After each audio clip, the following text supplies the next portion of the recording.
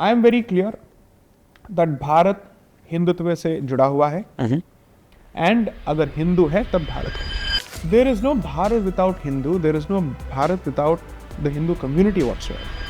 Hi, this is J Sai Deepak. I'm very happy to be a part of Ronak's podcast.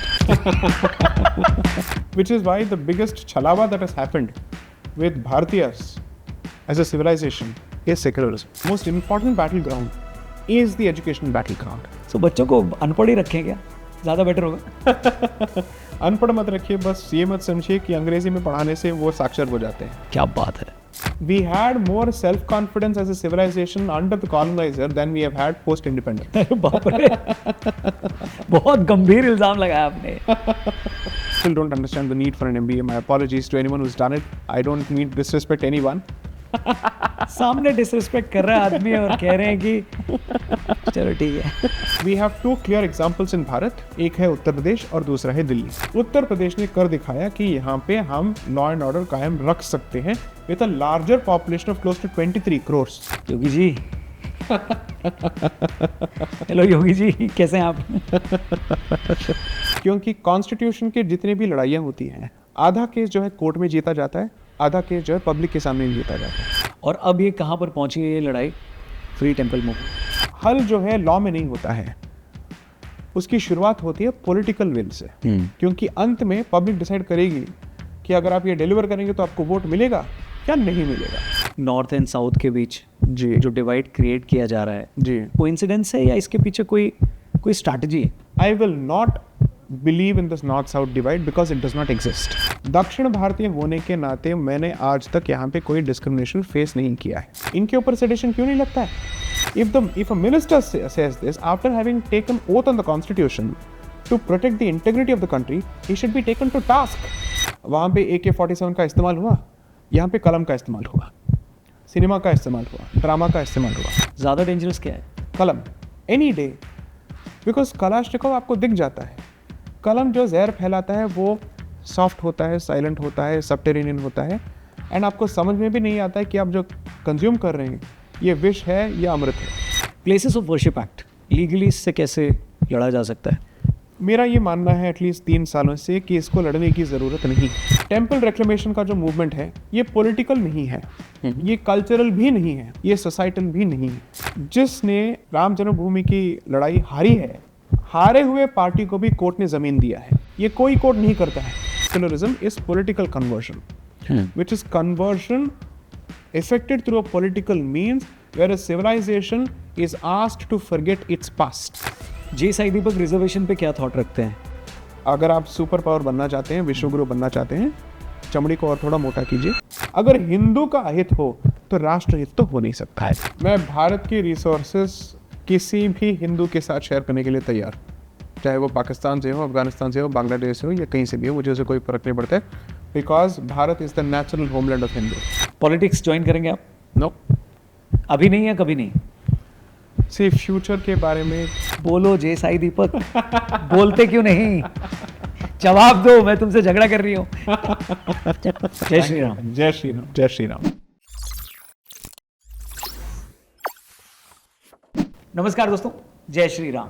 The Raunak podcast में आज जिस शख्स से हम लोग बात करने वाले हैं वो बहुत पॉपुलर हैं, मगर वो बातें सारी अनपॉपुलर करते हैं. कुछ लोग इन्हें हिंदुत्व पर बात करने वाला सबसे लॉजिकल आदमी मानते हैं, तो कुछ लोग इन्हें कट्टर राष्ट्रवादी भी बोलते हैं. वो खुलकर कहते हैं क्या कि राम मंदिर ही नहीं, उन हजारों मंदिरों को भी वापस पाने की लड़ाई लड़नी चाहिए जो हमसे छीन लिए गए थे. अपने इसी ब्लंट या बेबाक अंदाज की वजह से लाखों लोग उन्हें पसंद तो करते हैं, पर बहुत सारे लोगों को वो सीने में तकलीफ भी देते हैं. सो प्लीज वेलकम जे साई दीपक. जय श्री राम. जय श्री राम. नमस्ते. कैसे हैं आप? I am good. How are you? बहुत ही बढ़िया. बहुत सारे लोगों ने रिक्वेस्ट करी थी. इनफैक्ट जब आनंद रंगनाथन आए थे तो उन्होंने तो आपसे बिना पूछे कमिटमेंट भी दे दिया था कि अगला गेस्ट कौन होगा मैं बताता हूँ. So good to have you. Is a good friend, very dear friend. और बहुत सारी बातें भी उन्होंने आपके बारे में बोली. Okay. उस पर हम बाद में आएंगे, लेकिन पहले मैं आपसे आपकी बात करूंगा कि आप है कौन जी, और क्यों इतना अनपॉपुलर ओपिनियन आप देते हो. आपकी फैमिली बैकग्राउंड क्या है, आपकी जर्नी कैसी रही? We are 4th generation Hyderabadi Tamilians, so I might as well drop the word. We are Tamil Brahmins. And I come from a family that has straddled the thin red line between the low middle class and the middle class. Okay. लोगों को लगता है कि I am perhaps a second generation lawyer. I'm not. I'm a first generation lawyer. तो बाकी सब लोग क्या थे? Bank officers, teachers, normal people. Very in the sense. तो वो क्या बनाना चाहते थे आपको? Engineer. इंजीनियर. So तो 3 Idiots में है ना कि मेरा बेटा इंजीनियर बनेगा. See, थोड़ा बहुत तो फ्रीडम था. It just so happens that in low middle class families उनको डर लगा रहता है कि ROI क्या होगा, return on investment क्या होगा, उनके लिए नहीं, आपके लिए. आपके लिए. Because they're just looking out for your interest. True, absolutely. And उनको ये लगता है कि आप कहीं रेस में पीछे न छूट जाए.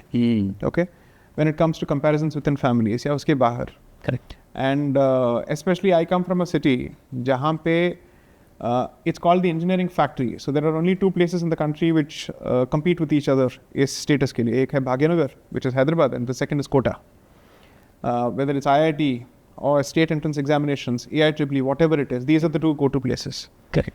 So it just so happens that आपके जो दोस्त होते हैं, उनके जो decisions होते हैं, you also get influenced. That's what you perhaps call peer pressure. Right. So engineering was also a product of conditioning, necessity, all of that. And also because अगर आपको लगता है कि आपने engineering के लिए aspire नहीं किया, तो कुछ ना कुछ आपके अंदर कमी तो होगी. Or maybe you're particularly bad at mathematics. So maybe these are the reasons. My family has produced at least 3 or 4 mechanical engineers until my generation. So I certainly wanted to become an engineer. It just so happens that 2 people were huge influences on me. एक थे Shri Abdul Kalam. The second was Werner von Braun, who is known as the father of the NASA program. Okay. Of course, he was a former rocket scientist with the Nazis, and then उनको America ने पोच कर लिया था as part of their exchange with the Soviets and all that. So these 2 people had a heavy influence in terms of my choices. तो मुझे aerospace engineering ही करना था. But because I didn't score particularly well to get aerospace engineering in my engineering undergrad में, I had to settle for mechanical engineering. In the South, there's a popular saying that mechanical engineering is like rice, and that you do it in the hope that you can choose your own specialization masters में. So that was the large, let's say, the vision in my head. 2004 में ये हो रहा था कि श्री वाजपेयी जी का जो campaign है वो फेल हो गया था, इंडिया शाइनिंग का. And I'm a product of that generation which had 3 milestones in its head. Kargil War, 99, then 9/11, 2001, India Shining Campaign, 2004, and the 4th, by the time we were getting out of our, rather we were completing our education, was 26/11/2008. मेरे को लगा ही वो आएगा. So we were shaped significantly by all of this. And जब India campaign, जो India shining campaign है, जब वो फ्लॉप हुआ था, इसके रिपरकशंस जो थे वो फिजिकल भी होते थे और मेंटल भी होते थे on the campus. Because Tamil Nadu के जो एकेडमिक कैंपसेस होते हैं, they are particularly politically charged atmospheres. Okay. So मुझे ये लगा था कि इस मुद्दे में या फिर इस इशू में मेरा कुछ ना कुछ योगदान तो होना चाहिए. ऐसा नहीं था that I thought I should be part of public life as a politician, ऐसा कुछ नहीं था.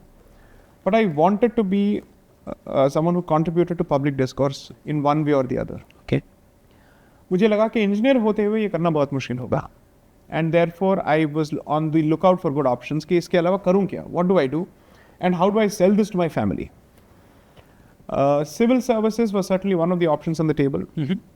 But even if I had cleared the examination, I was absolutely sure I wouldn't survive the system because I'm way too outspoken for it.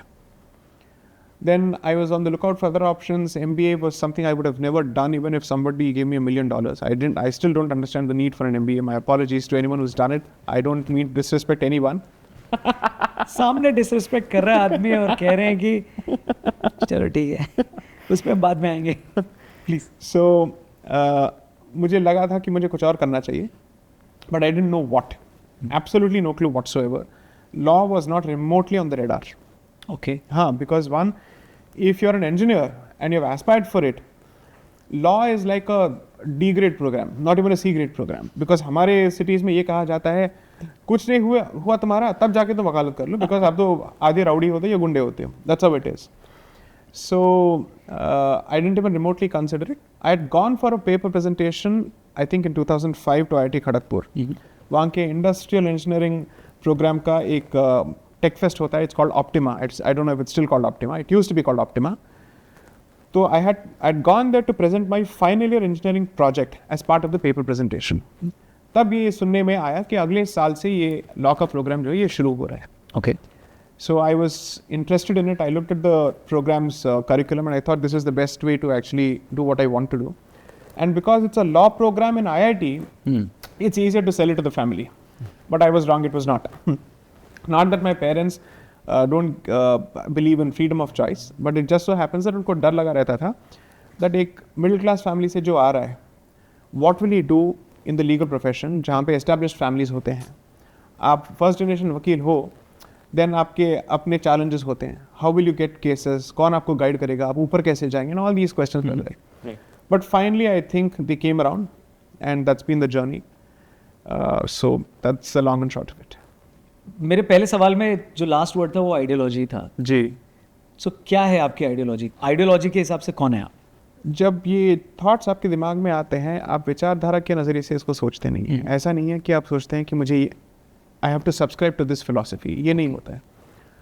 Usually इसके जो triggers होते हैं, they are very subconscious.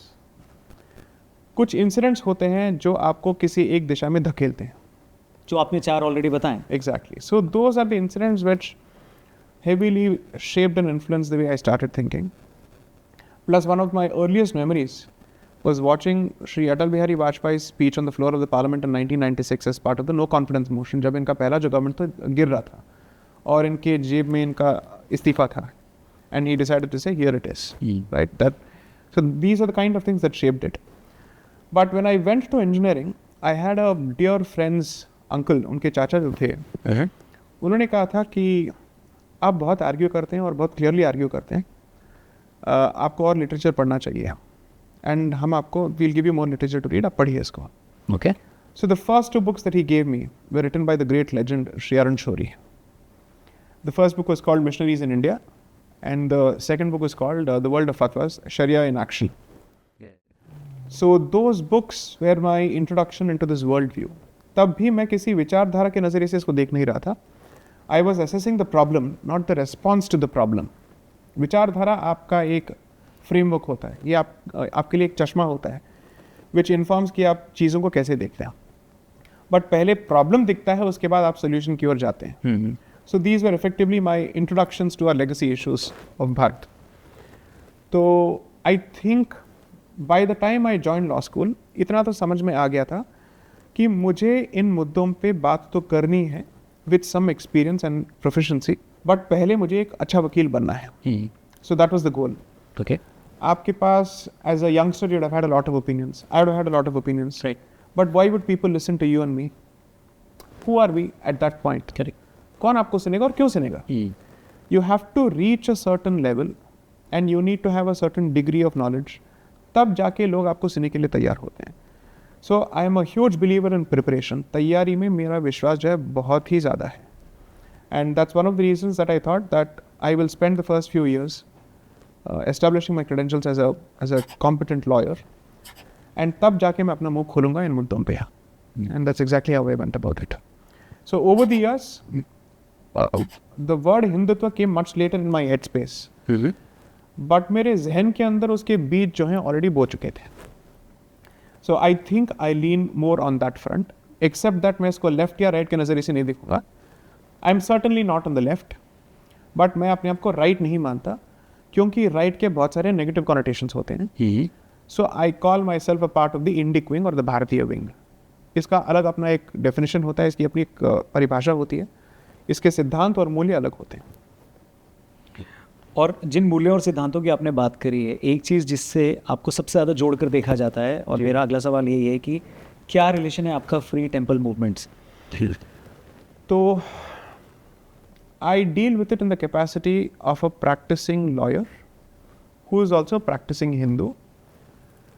मैं इस अभियान के साथ किसी भी एक्टिविस्ट रोल में जुड़ा नहीं हूँ. ओके. बट बिकॉज मैं कुछ चीज़ों को पब्लिक के सामने ठीक से रख सकता हूँ, by the grace of the gods, I take up that responsibility as well. So 2015 में, by which time I had completed about 6 years in the profession, मैं 2016 में इंडिपेंडेंट गया था. उसके 1 साल पहले a few senior advocates, in particular Shri C.S. Vaidyanathan, जिन्होंने रामलला की पैरवी की थी अयोध्या केस में, he reached out to me specifically saying that मुझे लगता है कि आपके इन मुद्दों में या फिर इन मामलों में आना चाहिए, because he and I have been opposing counsels before that. Okay, so सबसे बड़ा अगर आपका कोई मतलब चैंपियन हो सकता है, typically it has to be your opposite counsel, क्योंकि he has tested what you can do from the opposite side. So that way I am very grateful to such a huge figure in the legal fraternity कि उन्होंने इस लायक समझा कि उन्होंने मुझसे कहा कि आप इस मैटर में आ जाओ। सो मिस्टर C.S. वैद्यनाथन एंड आज जो advocate general sorry attorney general हैं श्री वेंकट रमनी, ये दोनों इस अभियान को कोर्ट में लीड कर रहे थे। ओके, सो स्वामी दयानंद सरस्वती जो एक संस्थान चलाते थे, and he was also I think a very close guru of the prime minister Shri Narendra Modi. Rishikesh में उनका आश्रम। जी जी जी, एग्जैक्टली, करेक्ट। तो उन्होंने 2009 में सुप्रीम कोर्ट में एक पिटिशन फाइल किया था asking for striking down of 3 legislations जो तमिलनाडु, आंध्र प्रदेश, तब तेलंगाना नहीं था, एंड पौंडीचेरी के जितने भी मंदिर के कंट्रोल के अधिनियम हैं उनको चैलेंज करते हुए। ये पिटिशंस अनफॉर्चुनेटली आज भी पेंडिंग है। तो मुझे इस मैटर में श्री C.S. वैद्यनाथन ने इन्वाइट किया था कि आप भी इसका भाग बन जाइए, इस पे काम करना शुरू कीजिए। So that's how my introduction happened. And जब मैंने केस का मटेरियल पढ़ा, मुझे लगा कि ये बात जो है पब्लिक को बताना इसलिए ज़रूरी है क्योंकि कॉन्स्टिट्यूशन के जितने भी लड़ाइयाँ होती हैं, आधा केस जो है कोर्ट में जीता जाता है, आधा केस जो है पब्लिक के सामने जीता जाता है। It's important for the public to know कि आप किस चीज़ के लिए लड़ रहे हैं, एंड इसके हार या जीत में उनका क्या मतलब, what will be the impact of the victory और the defeat in these cases for them, what is the consequence for them, ये बताना बहुत ज़रूरी है। So it so happens that a lot of things are they're connected together. 2016 I went independent. My very first public lecture in September 2016 started with a lecture at the Press Club of India on freedom of temples from state control. Okay. वहीं से शुरू हुआ था। आज एक बहुत ही popular channel है संगम talks. ये पहले इसका नाम हुआ करता था Srijan talks. There's a very good gentleman by the name Shri Rahul Diwan who runs the organization. तो उन्होंने मुझे इनवाइट किया था इस मुद्दे पे बात करने के लिए। तब से एक्चुअली मेरे पब्लिक एंगेजमेंट्स शुरू हुए थे from a lecture perspective. That's how this entire journey started. और अब ये कहाँ पर पहुंची है ये लड़ाई, फ्री टेम्पल मूवमेंट? तो ये लड़ाई जो है सुप्रीम कोर्ट में एक स्तर पे लड़ी जा रही है, और बहुत सारे ऐसे हाई कोर्ट्स हैं जहाँ पे स्टेट को पुशबैक मिल रहा है लोकल एक्टिविस्ट और वकीलों से। ओके, सो इट्स इम्पॉर्टेंट कि ऐसे मुद्दों में ये सोलो एक्ट नहीं होना चाहिए, because the nature of the problem is so huge that no one person can address it. And ऐसा भी नहीं होना चाहिए कि आप रोज़ यही कर रहे हैं, क्योंकि बाद में ये ठप्पा लग जाएगा कि इस आदमी के पास इसके अलावा और कोई प्रैक्टिस नहीं है, एंड ये इस अभियान को इसलिए चला रहा है क्योंकि ये इसकी प्रैक्टिस को खड़ा करता है। So you have to be very careful about these things. And I've said this even before, that my role in this has to be very professional. तब जाके आपकी जो तैयारी है प्रोफेशनल तरीके से होगी, वरना ये जो what do you call objectivity, संदर्भ, वो बिगड़ जाता है। Your ability to look at things objectively has to be very very intact. अगर आप इसको वकील के नज़रिए से देखेंगे, अगर आप इसके साथ पूरी तरह से जुड़ जाएंगे फ्रॉम एन एक्टिविस्टिक परस्पेक्टिव, तो आपका आर्ग्यूमेंट इमोशनल होने के चांसेस हैं। कोर्ट में उसका कोई स्थान नहीं है। तथ्य क्या है, लीगल आर्ग्यूमेंट्स क्या है, मटेरियल क्या है कोर्ट के सामने, that is most important. So while my heart beats for the cause, I am very very particular about dealing with it in a professional way. So that's my relationship with it. लोगों को लगता है कि मैं बहुत सारे मंदिर के केसेस लड़ता हूँ, नो, मैं I don't. In fact Shri Vishnu Shankar Jain was a very good friend, उन्होंने ज़्यादा केसेस किए हैं। I take up these matters very selectively as part of my what they call pro bono commitments, कि वकील के रेगुलर कमर्शियल कमिटमेंट्स होते हैं और वो अपने 10 या 15% का जो टाइम होता है उन कॉजेज के लिए देते हैं जहाँ पे ये मुफ्त में करते हैं। So this is my pro bono commitment. A lot of people do human rights causes, I take up a lot of Hindu issues as part of my pro bono commitments. So it is less than 15% of my overall practice. So आपको लगता है ये मुद्दा solve करने लायक है या हो पाएगा ये, या फिर ये बहुत ट्रिकी टेरेन है? और देखिए, क्योंकि बहुत बहुत बड़ा है ये, अलग अलग राज्य हैं, अलग अलग लोग हैं। There is one single magic wand, आराम से हो जाएगा। ओके, सबको जाके कोर्ट के सामने खड़े होने की ज़रूरत नहीं है, and I tell you why. ये मुद्दा जो है संविधान के कंकरेंट लिस्ट में आता है, और कंकरेंट लिस्ट का मतलब ये होता है कि उस पर केंद्र का और प्रदेशों के सरकार का दोनों का अधिकार होता है। ओके। लेकिन केंद्र का ज़्यादा होता है, और अगर केंद्र ने उस पर कोई अधिनियम पास कर दिया, राज्य की सरकारें ऐसा कोई अधिनियम पास नहीं कर सकती हैं जो इसके विरुद्ध जाता है। That's the basic nature of the concurrent list. So entry 28 of the concurrent list deals with religious endowments and charitable institutions. इसका मतलब ये है कि अगर केंद्र सरकार चाहे वो एक मॉडल लेजिस्लेशन पास कर सकती है जिससे ये डिसाइड हो सकता है कि सरकार की जो हस्तक्षेप करने की जो क्षमता है मंदिरों में वो कम किया जाए, और मंदिरों के जितने भी प्रॉपर्टीज़ हैं ये एलिनेट ना किया जाए, स्पेशली लैंडेड प्रॉपर्टी, क्योंकि एक कम्युनिटी के प्रेजेंस को अनाउंस करता है उसका रियल एस्टेट का प्रेजेंस। अब आप वक्फ में देख लीजिए। Correct, right, that's the exact example that I am trying to give, कि उल्टा हो रहा है हमारे साथ, हमारा तो सब कुछ लूट रहा है, और वो इसलिए जा रहा है क्योंकि गवर्नमेंट्स इनको एलिनेट किए जा रहे हैं, और आपको सिर्फ ये बोला जा रहा है 100% होता है मार्केट का वैल्यू, आपको we will give you about 250%। Land की जो भरपाई जो है लैंड से होती है, पैसे से नहीं। पर्टिकुलरली जब कम्युनिटी की बात होती है, समझ लीजिए ये आपका निजी प्रॉपर्टी है, निजी संपत्ति है, you can accept money in return for it. Community should never accept money in return for land, it should take only land in return for land. तब जाके आपका जो रियल एस्टेट प्रेजेंस जो है वो बरकरार रहता है। So if you are asking for a magic solution, that is the magic solution. But as I said in a lot of my conversations and lectures, मंदिर की जो वी कॉल इट द विमुक्त क्षेत्र मूवमेंट, ओके, इस movement का सबसे बड़ा रोड़ा is the state in general, and there is no exception here when it comes to parties. सभी एक तरह से हैं when it comes to this issue, because everybody wants access to VIP darshans, everybody wants access to positions on government trusts, everybody wants access to temple money, okay? मतलब मंदिर के जो मतलब जो धन भंडार होता है ये एक अक्षय पात्र की तरह होता है, जो भी आता है मतलब हाथ उसमें डालता है और पैसे लेके जाता है। फ्लड रिलीफ होता है मंदिर से लो, लेकिन मैक्सिमम मतलब क्रिटिसिज्म पब्लिक प्रोफाइल में जो भी होता है वो मंदिर का ही होता है। करेक्ट। कोई हमें श्रेय नहीं देता है, कोई हमें क्रेडिट नहीं देता है कि मंदिर ये सब कर रहे हैं भारत के लिए।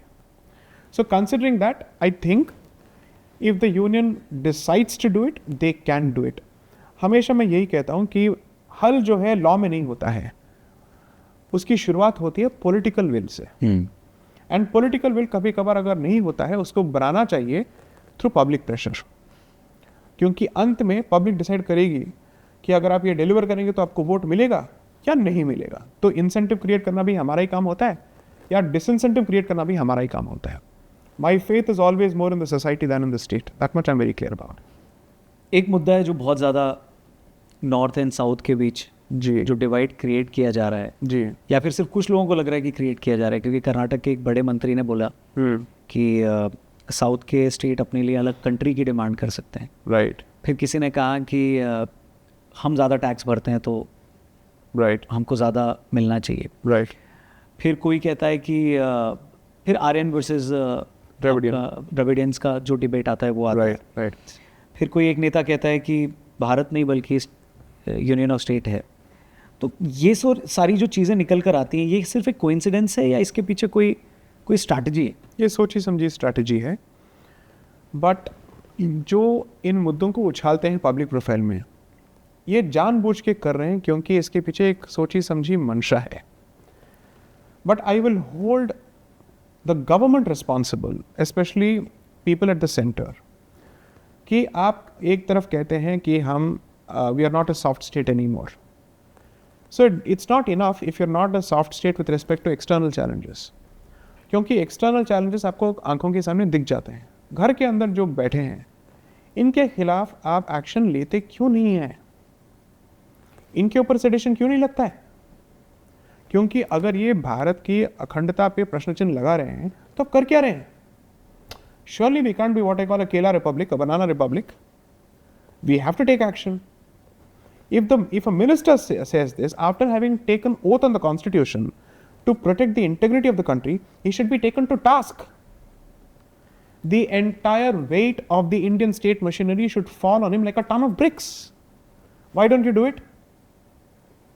क्योंकि आपको लगता है जब आप करेंगे कोई कहेगा ये पॉलिटिकल वेंडेटा, ये पॉलिटिकल वेंडेटा नहीं है। This is to protect the integrity of Bharat. लड़ मर के हमें एक भारत मिला है after hundreds of years, and somebody says this for political benefit, what nonsense is it? Second, I have lived across Bharat, Dakshin, Purva और उत्तर. I genuinely don't feel out of place anywhere at all whatsoever. दक्षिण भारतीय होने के नाते मैंने आज तक यहाँ पे कोई डिस्क्रिमिनेशन फेस नहीं किया है. So let me be also honest here. कभी कभार कोई रंग पे कोई कमेंट कर देता है. According to me that is not a function of culture, that's a function of human pettiness, and that is possible anywhere. Correct. ऐसा नहीं कि साउथ में गोरे लोगों के बारे में कुछ कहा नहीं जाता है. कहते हैं. So according to me, I will not believe in this north-south divide because it does not exist. As someone who has come from the south, let me say this in perhaps the most candid way possible. Delhi is a land of opportunities. यहाँ पे जितने भी लोग आते हैं, they know कि यहाँ पे hard work करेंगे तो उसका एक नतीजा निकलेगा. Lot of people bitch and whine about Delhi. I don't agree with it. I don't agree with it at all whatsoever. जो आपको opportunities दे रहा है और आप जानते हैं कि आप आ रहे हैं अपॉर्चुनिटीज के लिए, find a way to make this a better place if you really want to. I don't think people should think of themselves as refugees in Delhi. There is a decent chance कि आपका घर कहीं और हो, तो क्या हुआ? This is your adopted mother city at this point. This is your कर्म भूमि for God sakes. So I have not felt out of place whatsoever, even if there have been stray incidents where somebody has said something particularly petty. I will not use that to judge the rest of the population because I have benefited from the kindness of a lot of people here. Perhaps ये आपके दर्शकों को बताना ज़रूरी है that especially in the north, अगर आप दक्षिण से होते हैं, for some reason आप पे भरोसा ज़्यादा होता है. I don't know what it says about members of the north and what they think of themselves or what they think of people from the south. But I've benefited from that perception at the very least. ये सत्य है या नहीं है ये अलग बात है. But at the very least उस perception से I have benefited from it. ये बातें दक्षिण के लोगों को पता है. ऐसा नहीं है कि उनको नहीं पता है. At least last 15-20 सालों में वहाँ से जितने भी पढ़े लिखे लोग हैं, they've gone to Maharashtra and worked. एक टाइम हुआ करता था जब मैक्सिमम ये तमिलनाडु से आंध्रा जाते थे या फिर आंध्रा से कर्नाटका जाते थे, बस घूम फिर के नीचे हुआ करता था. But thanks to a lot of unfortunate political episodes also, दक्षिण से बहुत सारे लोग मुंबई गए थे, फिर दिल्ली आए थे. For instance my community which is the Tamil Brahmin community, हमें तमिलनाडु छोड़ना पड़ा because of the Dravidianist movement.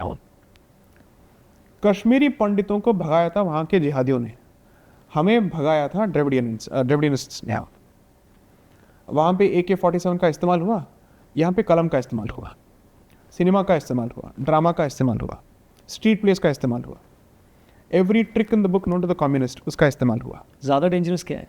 कलम एनी डे, बिकॉज कलाश्निकोव आपको दिख जाता है. कलम जो जहर फैलाता है वो सॉफ्ट होता है, साइलेंट होता है, सबटेरेनियन होता है, एंड आपको समझ में भी नहीं आता है कि आप जो कंज्यूम कर रहे हैं ये विष है या अमृत है. थोड़ा थोड़ा करके आपको चटाया जाता है, एक स्टेज के बाद समझ में आ जाता है कि आपके अंदर रक्त नहीं है, जहर बह रहा है. Were you ever influenced by this?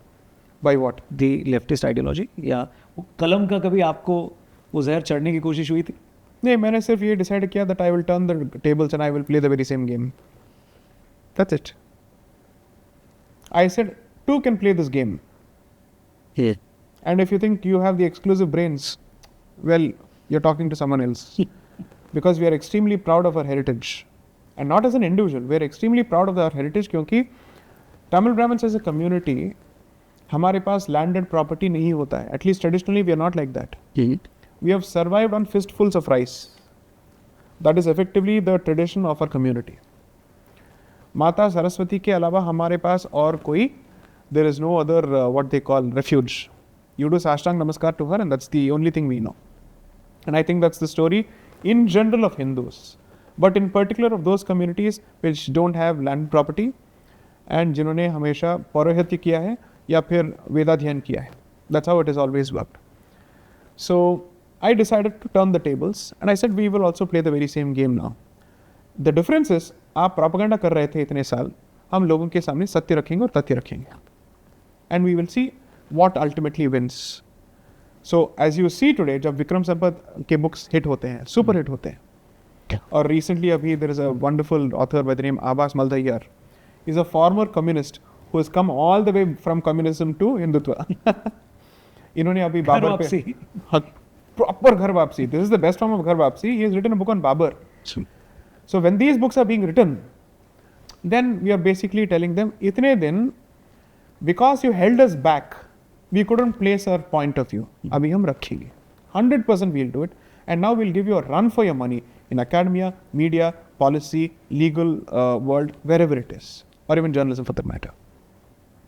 So I am happy to be a part of that generation. I think I'm very, very fortunate to be a part of that generation, जहाँ पे ये सारा literature जो है produce हो रहा है, and there is a counter movement, there is a resistance. So region और language के basis पे जो divide करने की कोशिश होती है, वो सिर्फ हिंदुओं को कमज़ोर करने की कोशिश है या भारत को कमज़ोर करने की कोशिश है, या एक ही बात है? एक ही बात है. या मैंने ये पहले भी कहा है कि भारत शब्द जो है इसकी जो आइडेंटिटी है वो हिंदू आइडेंटिटी से पूरी तरह से जुड़ा हुआ है. There is no Bharat without Hindu, there is no Bharat without the Hindu community whatsoever. जब भारत का चुनाव हो रहा था या चयन हो रहा था एज पार्ट ऑफ संवैधानिक डिबेट्स, तब लोग भारत को चुन रहे थे पुराणों से, बेसिकली सेइंग कौन सा ये पुराण है जहाँ पे हमने इस भूमि का नाम रखा है, इस भूखंड का नाम हमने भारत को क्यों रखा और कहाँ से रखा.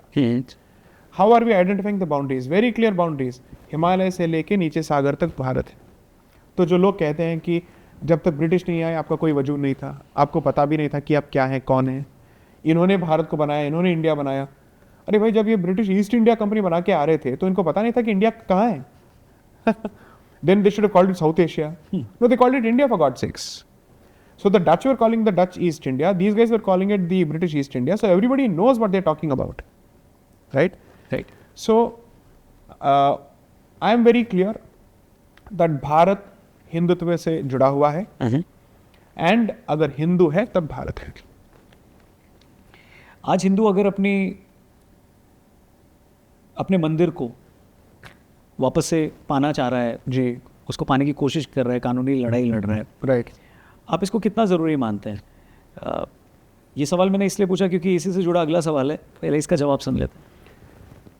अगर आप विलेजेस या डिस्ट्रिक्ट में जाके किसी से ये सवाल करेंगे, इनको लगेगा ये कितना बेकार का सवाल है, मंदिर क्या वापस नहीं लेंगे, हमारा है. तो फिर आपका टारगेट ऑडियंस कौन सा है? पढ़ा लिखा हिंदू, क्योंकि वो अपने आइडेंटिटी से दूर जा चुका है. कलम की वजह से, 100% कलम की वजह से और एजुकेशन की वजह से. इसके अंदर जो है एक आत्मघृणा जो है भर चुकी है, और हमारी लड़ाई उसी से है. बिकॉज इनको समझ में नहीं आ रहा है दैट जितना भी इन्होंने एंसेस्टर्स ने मतलब लड़ मर के प्रोटेक्ट किया है, इन्होंने इसको अंग्रेजी एजुकेशन पाके खो दिया है, गवा दिया है. सो you have lost more and most of your Hindu identity post independence, or perhaps in the last 200 years, than in the 800 years of unrelented violence. क्योंकि जब तलवार निकलता है तो आपकी तरफ से भी तलवार निकलता है और इसका जवाब देना आसान हो जाता है. लेकिन अगर कलम से कोई कहता है नहीं आप आइए हमसे सीखिए, आप बर्बर हैं, हम आपका उत्थान करेंगे, we will civilise you, okay, then you end up buying into that nonsense. Okay, so I am very clear about two things. Temple reclamation का जो मूवमेंट है ये पॉलिटिकल नहीं है, ये कल्चरल भी नहीं है, ये सोसाइटल भी नहीं है, ये आस्था की लड़ाई है. मैं कल्चर, सिविलाइजेशन और पॉलिटिक्स के आड़ में छिपना नहीं चाहता इस मुद्दे पे. This ultimately it's a question of Aastha, because ये हमारे एनर्जी सेंटर्स हैं. राइट. अगर आप सनातनी हैं और आप मंदिर की जो सिग्निफिकेंस है उसको समझते हैं, तो मूर्ति पूजा के बारे में जो आपका नॉलेज है वो तब तक कंप्लीट नहीं है जब तक आप उसके एनर्जी के बारे में नहीं जानते हैं, कॉन्सेक्रेशन के बारे में नहीं. एग्जैक्टली, प्राण प्रतिष्ठा के बारे में जब तक आप समझते नहीं है, then you don't understand the meaning of a temple. Correct. So Bharat अपने आप में एक यंत्र है, ये फिलोसॉफिकल स्टेटमेंट नहीं है. राइट. हमारी जो मंदिरों की स्थापना होती है आप उसको कहीं भी नहीं बना सकते हैं, you have to find the right place. फिर उसका अपने एक शास्त्र होता है. The शिल्पकारी that happens in the मंदिर is of a very different nature altogether. तो आगम शास्त्र का जो पालन होता है एक रीजन के लिए होता है. So therefore, we are of the conscious view that a Sanatani who knows his roots can never say, no, we'll give up our temples. You don't have the option. Why? ऐसे बहुत सारे मंदिर हैं जो आज ऑक्यूपाइड हैं. ये बहुत सारे लोगों के लिए कुल देवता मंदिर होते हैं भाई. Correct. You don't have the option of giving up your कुल देवता मंदिर at all under any circumstances. क्योंकि आपका सीधा नाता होता है by way of a family or a कुल for that matter, or as a community or a group. You don't have the option of giving it up. And if someone says कि इसके repercussions क्या होंगे, I think that's a far-fetched question to ask for a different reason altogether. That if you're interested in preserving unity and if you're interested in protecting peace, supreme court ने आपके सामने एक बहुत अच्छा मतलब सॉल्यूशन दे दिया है. जिसने राम जन्मभूमि की लड़ाई हारी है, हारे हुए पार्टी को भी कोर्ट ने जमीन दिया है. ये कोई कोर्ट नहीं करता है. ये किसी भी टाइटल प्रॉपर्टी के डिस्प्यूट में होता ही नहीं है कि हारी हुई एक पार्टी को आप जमीन उठा के दे दें. आप सपोर्ट करते हो इसको? I don't, but I am saying that अगर ये विकल्प दिया जा सकता है to preserve peace and to also reclaim what is yours, I don't have a problem with it. Correct. हालांकि मैं ये कहूंगा भाई वक्फ की तो इतनी प्रॉपर्टीज हैं एंड वक्फ की जो बेसिक प्रॉपर्टीज हैं वो आई कहां से हैं. So you should read a bit on this subject. जब मंदिर को ऑक्यूपाई किया जाता है तो मंदिर से जुड़े जितनी भी जमीनें थी उसको भी हड़प लिया जाता था और उसके नाम पे एक वक्फ बन जाता था. तो आपका जो प्रॉपर्टी है, जो आपकी जो संपत्ति थी वो ऑलरेडी उनके पास जा चुकी है, उसके ऊपर आप और देना चाहते हैं ताकि आप अपनी जमीन वापस ले लें मंदिर बनाने के लिए. आई एम सेइंग ठीक है, we'll do even that, we'll go to that extent also. But ये 5 गांव का एक आर्ग्यूमेंट हो गया. अगर आपको वो भी मंजूर नहीं है तो मेरे क्वेश्चन का आंसर तो हालांकि आपने दे दिया है, बट क्वेश्चन यही था कि इससे इंटरनेशनल फ्रंट पे क्या मैसेज जाएगा कि यहाँ पे माइनॉरिटीज़ के साथ ये हो रहा है कि उनकी आस्था की जो जगह है उसको हटाकर आप अपनी आस्था की जगहों को भले रिक्लेम कर रहे हैं, बट आप क्यों कर रहे हैं? तो उससे बाहर गलत मैसेज जाएगा जो कि ग्लोबली हमारे लिए सही नहीं है. ये कंसर्न करता है आपको? ये कौन सा इंटरनेशनल ओपिनियन है जो हिंदुओं की बात नहीं करता है पाकिस्तान, अफगानिस्तान और बांग्लादेश में? और ये कौन सा इंटरनेशनल ओपिनियन जो सिर्फ नॉन हिंदू माइनॉरिटीज की बात करते हैं भारत के अंदर? नॉन हिंदू माइनॉरिटीज की जो तादाद है, उनकी जो संख्या है यहाँ पे बढ़ी है. वेरएज इन पाकिस्तान, अफगानिस्तान और बांग्लादेश ये तो पूरी तरह से घट गई है और कुछ जगह पे तो है ही नहीं. तो ये कौन सा दोगला इंटरनेशनल ओपिनियन है? I'd like to understand what is this international opinion? What is the मापदंड here? ये स्टैंडर्ड क्या है? इंटरनेशनल ओपिनियन उसको शर्मिंदा करेगा जो शर्मिंदा होने के लिए तैयार है. अगर आप सुपर पावर बनना चाहते हैं, विश्वगुरु बनना चाहते हैं, चमड़ी को और थोड़ा मोटा कीजिए. The rest of the world, especially the west of the world, understands only the language of money. इन्होंने हर उस जगह में निवेश किया है जहां पे ह्यूमन राइट्स का वायलेशन होता है, चाहे वो मिडल ईस्ट हो या चाइना हो या अफ्रीका हो. They have had no problems engaging in business relations and trade relations with the worst of dictators in the world, as long as it gives them markets, it gives them resources. तो उसको भी वो ignore कर देते हैं. 100% कर देते हैं. तो अगर आपके पास नहीं है तो आप उनके लिए मार्केट प्लेस बनो. एग्जैक्टली. और आप आज मार्केट प्लेस हैं. Okay. You are a growing rich population, or at least growing rising rich population. अगर भारत का 10 या 20% भी पूरी तरह से it becomes rich and it has a lot of HNIs, then what happens is all the luxury goods that they want to sell, this is the best possible market. ये जानते हैं इस बात को. जब भी कोई वेस्टर्न डिप्लोमेट या कोई वेस्टर्न कंट्री या फिर वहाँ का ट्रेड रिप्रेजेंटेटिव भारत की बड़ाई करता है, जान लीजिए ये आप मतलब he is massaging your ego only to say कि मुझे मार्केट दे दो भैया. That's all he is trying to do. He is laying the foundation for his investment.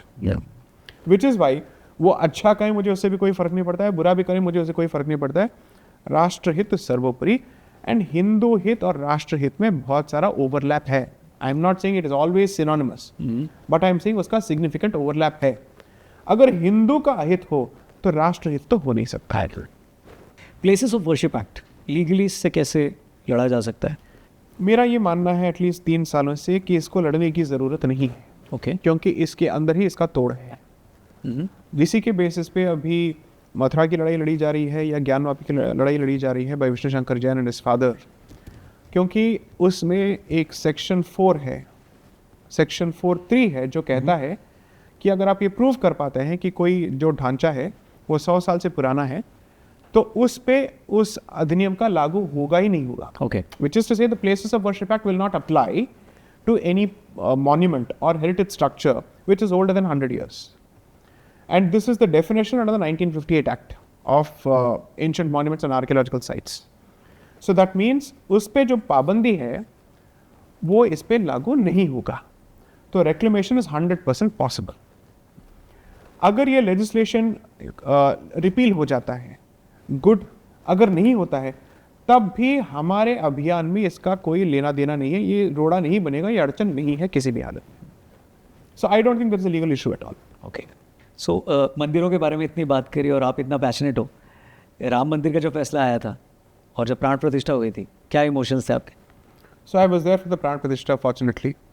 I think it was a fantastic moment for Bharat, for भारतीय संस्कृति. किसने सोचा होगा कि 500 साल के बाद we will again witness this. We are very lucky कि हम इसको देख पा रहे हैं. इतनी पीढ़ियां गुजर गई जिनको पता भी नहीं था कि ये होगा कि नहीं होगा. आपको अंदाजा तो होगा? There is an innate trust और बिलीफ, बट इसका टाइमलाइन क्या होगा ये किसी को नहीं पता था. राइट. जस्ट एज आर्टिकल 370 होगा कि नहीं होगा ये किसी को पता नहीं था in terms of its dilution. right. So बहुत सारी चीज़ें आपको लगता है क्योंकि आप नियति पे आपका भरोसा है कि कभी ना कभी चीज़ों को तो ठीक होना ही है. तो वैसा एक विश्वास है या था. ये कब होगा that we never know. right. So it was obviously it was surreal as an experience. I know for a fact कि जितने भी लोग थे और जिस दिन ये प्राण प्रतिष्ठा का जो कार्यक्रम में शुरू हुआ था, everybody was I mean they were heavily emotional जब मंत्र पढ़े जा रहे थे. and with every passing moment it's almost as if it's one of those once in a lifetime moments which can't be relived. You'll only have to reimagine and reconstruct it in your own headspaces. It'll be one of the finest memories for people of my generation under any circumstances. So notwithstanding my criticisms of a lot of people, I'm very happy कि ये हुआ है. And उस time पे हुआ है जब भारत में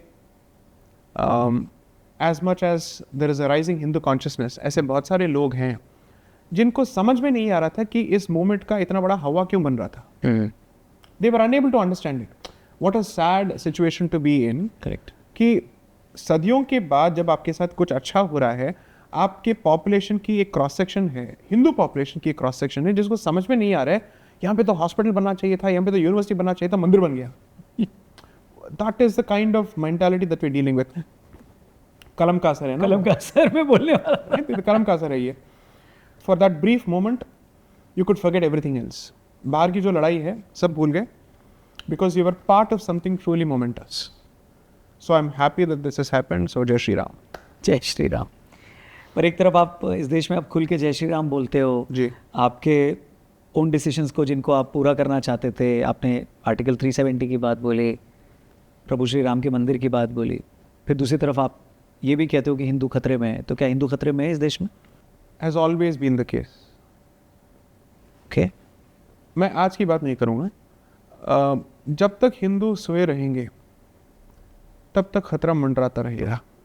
आपको 500 साल पुरानी हिस्ट्री को जानने की ज़रूरत नहीं है. आप सिर्फ एटलीस्ट कश्मीरी पंडितों की हिस्ट्री को समझ लीजिए. उनके साथ क्या हुआ, इंडिपेंडेंट भारत में क्या हुआ, आर्मी के वहाँ पे होते हुए क्या हुआ. We are speaking of the period from 1988 to 1990. इतना भी पुराना नहीं है ये हिस्ट्री. राइट. तो अगर उनके साथ हो सकता है, किसी के साथ भी हो सकता है. Which is why when somebody says ना आप तो 80% हैं, तो आप कैसे खतरे में हो सकते हैं. आपके अपने अपने जगह में हम 80% नहीं होते हैं. It is the cumulative figure. North east में क्या हम 80% हैं? केरला में हैं, बंगाल में हैं, असम में हैं, कश्मीर में हैं? No, we are not. So the overall figure doesn't protect you from your local challenges. क्योंकि एक एक वार्ड में, एक एक तालुक में, एक एक कॉन्स्टिट्यूंसी में, एक एक ब्लॉक में उसकी लड़ाई अलग लड़ाई होती है. ऐसा क्यों होता है कि कुछ इलाकों में हिंदू कैंडिडेट्स खड़े ही नहीं हो सकते हैं अगर ये 80% हिंदू देश है? ऐसे बहुत सारे constituency, for instance even in my own city Bhagyanagar, if you are a Hindu you will find it very difficult to contest in few places. कल और आज के 2-3 वीडियोस आप देख लीजिए, ऐसी गालियां बकी जा रही हैं ये फीमेल कैंडिडेट्स के खिलाफ, एंड इट्स सरप्राइजिंग।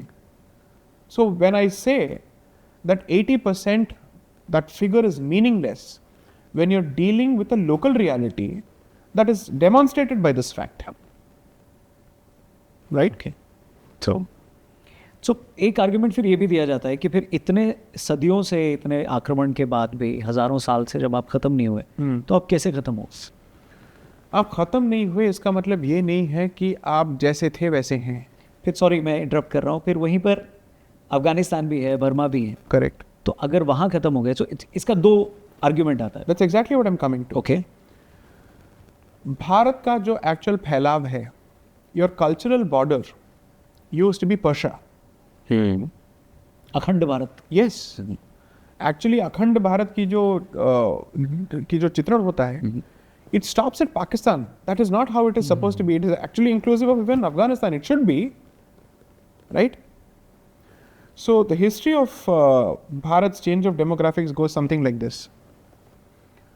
630 CE से लेके 644 या 654 CE कॉमन ईरा तक 20 साल या 25 साल के अंदर पूरा जो पारसी सिविलाइजेशन है गिर गया। It fell to the conquest of the Muslims, Arab Muslims specifically speaking. फिर उसी टाइम पे सिंध और गुजरात पे अटैक्स शुरू हो गए थे। 7th century में, rather 712 CE में Mohammad bin Qasim comes to Sindh, but उसके 30-40 साल पहले अटैक्स ऑलरेडी शुरू हो चुके थे। But the first major invasion happens in 712 CE। उसके बाद इनको तीन सदियां लगती है, 3 सेंचुरीज लगते हैं to cross the Sindh and come to mainstream Bharat और mainland Bharat. And then with the Ghori, the Ghaznavi and all that, एक पूरा मतलब डिफरेंट वेव्स शुरू हो जाता है। So first Sindh falls, Sindh के गिरने के बाद गिरता है Afghanistan, because the last dynasty to rule was the Kabul Shahi dynasty around the 10th-11th century। उसके बाद जो है Delhi, which is Y the battle of Tarain with Prithviraj Chauhan and Mohammad of Ghor, who we know as Muhammad Ghori, was the beginning of a massive, let's say, period of relentless attacks and invasions. तब से लेके 1707 तक, औरंगजेब के मरने तक, it was a battlefield, continuous battlefield. The only difference is यहाँ से इतने waves of resistance शुरू हुए थे। Assam, Vijayanagar empire, Chhatrapati Shivaji Maharaj, Bengal for that matter, then the Sikh empire, इतने सारे लोगों ने इसका जवाब दिया। कश्मीर में इतने सारे लोगों ने जवाब दिया टू द टर्क्स। तो डॉक्टर मीनाक्षी जैन ने एक वीडियो रिलीज़ किया था कुछ दिनों पहले, जहाँ पे ये बता रही थी कि जब हमारे पुण्य क्षेत्र अटैक हो रहे थे, गढ़वाल के जितने भी महाराजा थे ये एकत्र हो गए थे भारत के पुण्य क्षेत्रों के बचाव में, और इन्होंने एक नया कर लगाना शुरू किया कॉल्ड तुर्क कर।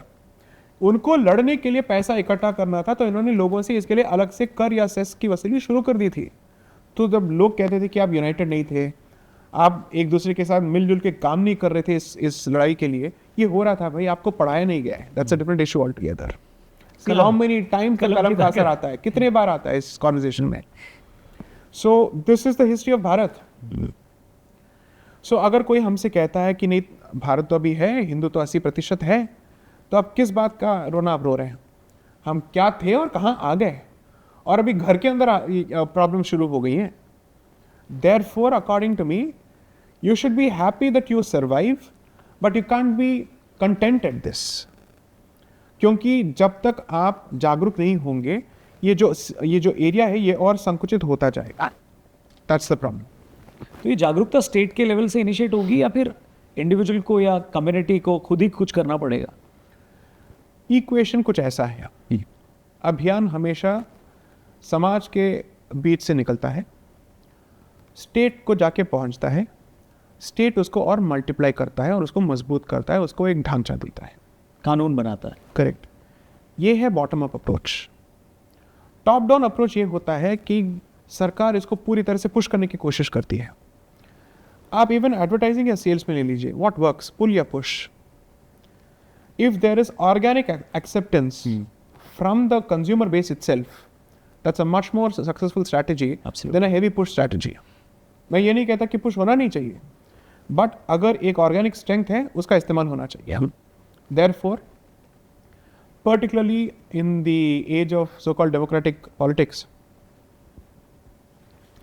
I have no faith in the state to look out for Hindu interest.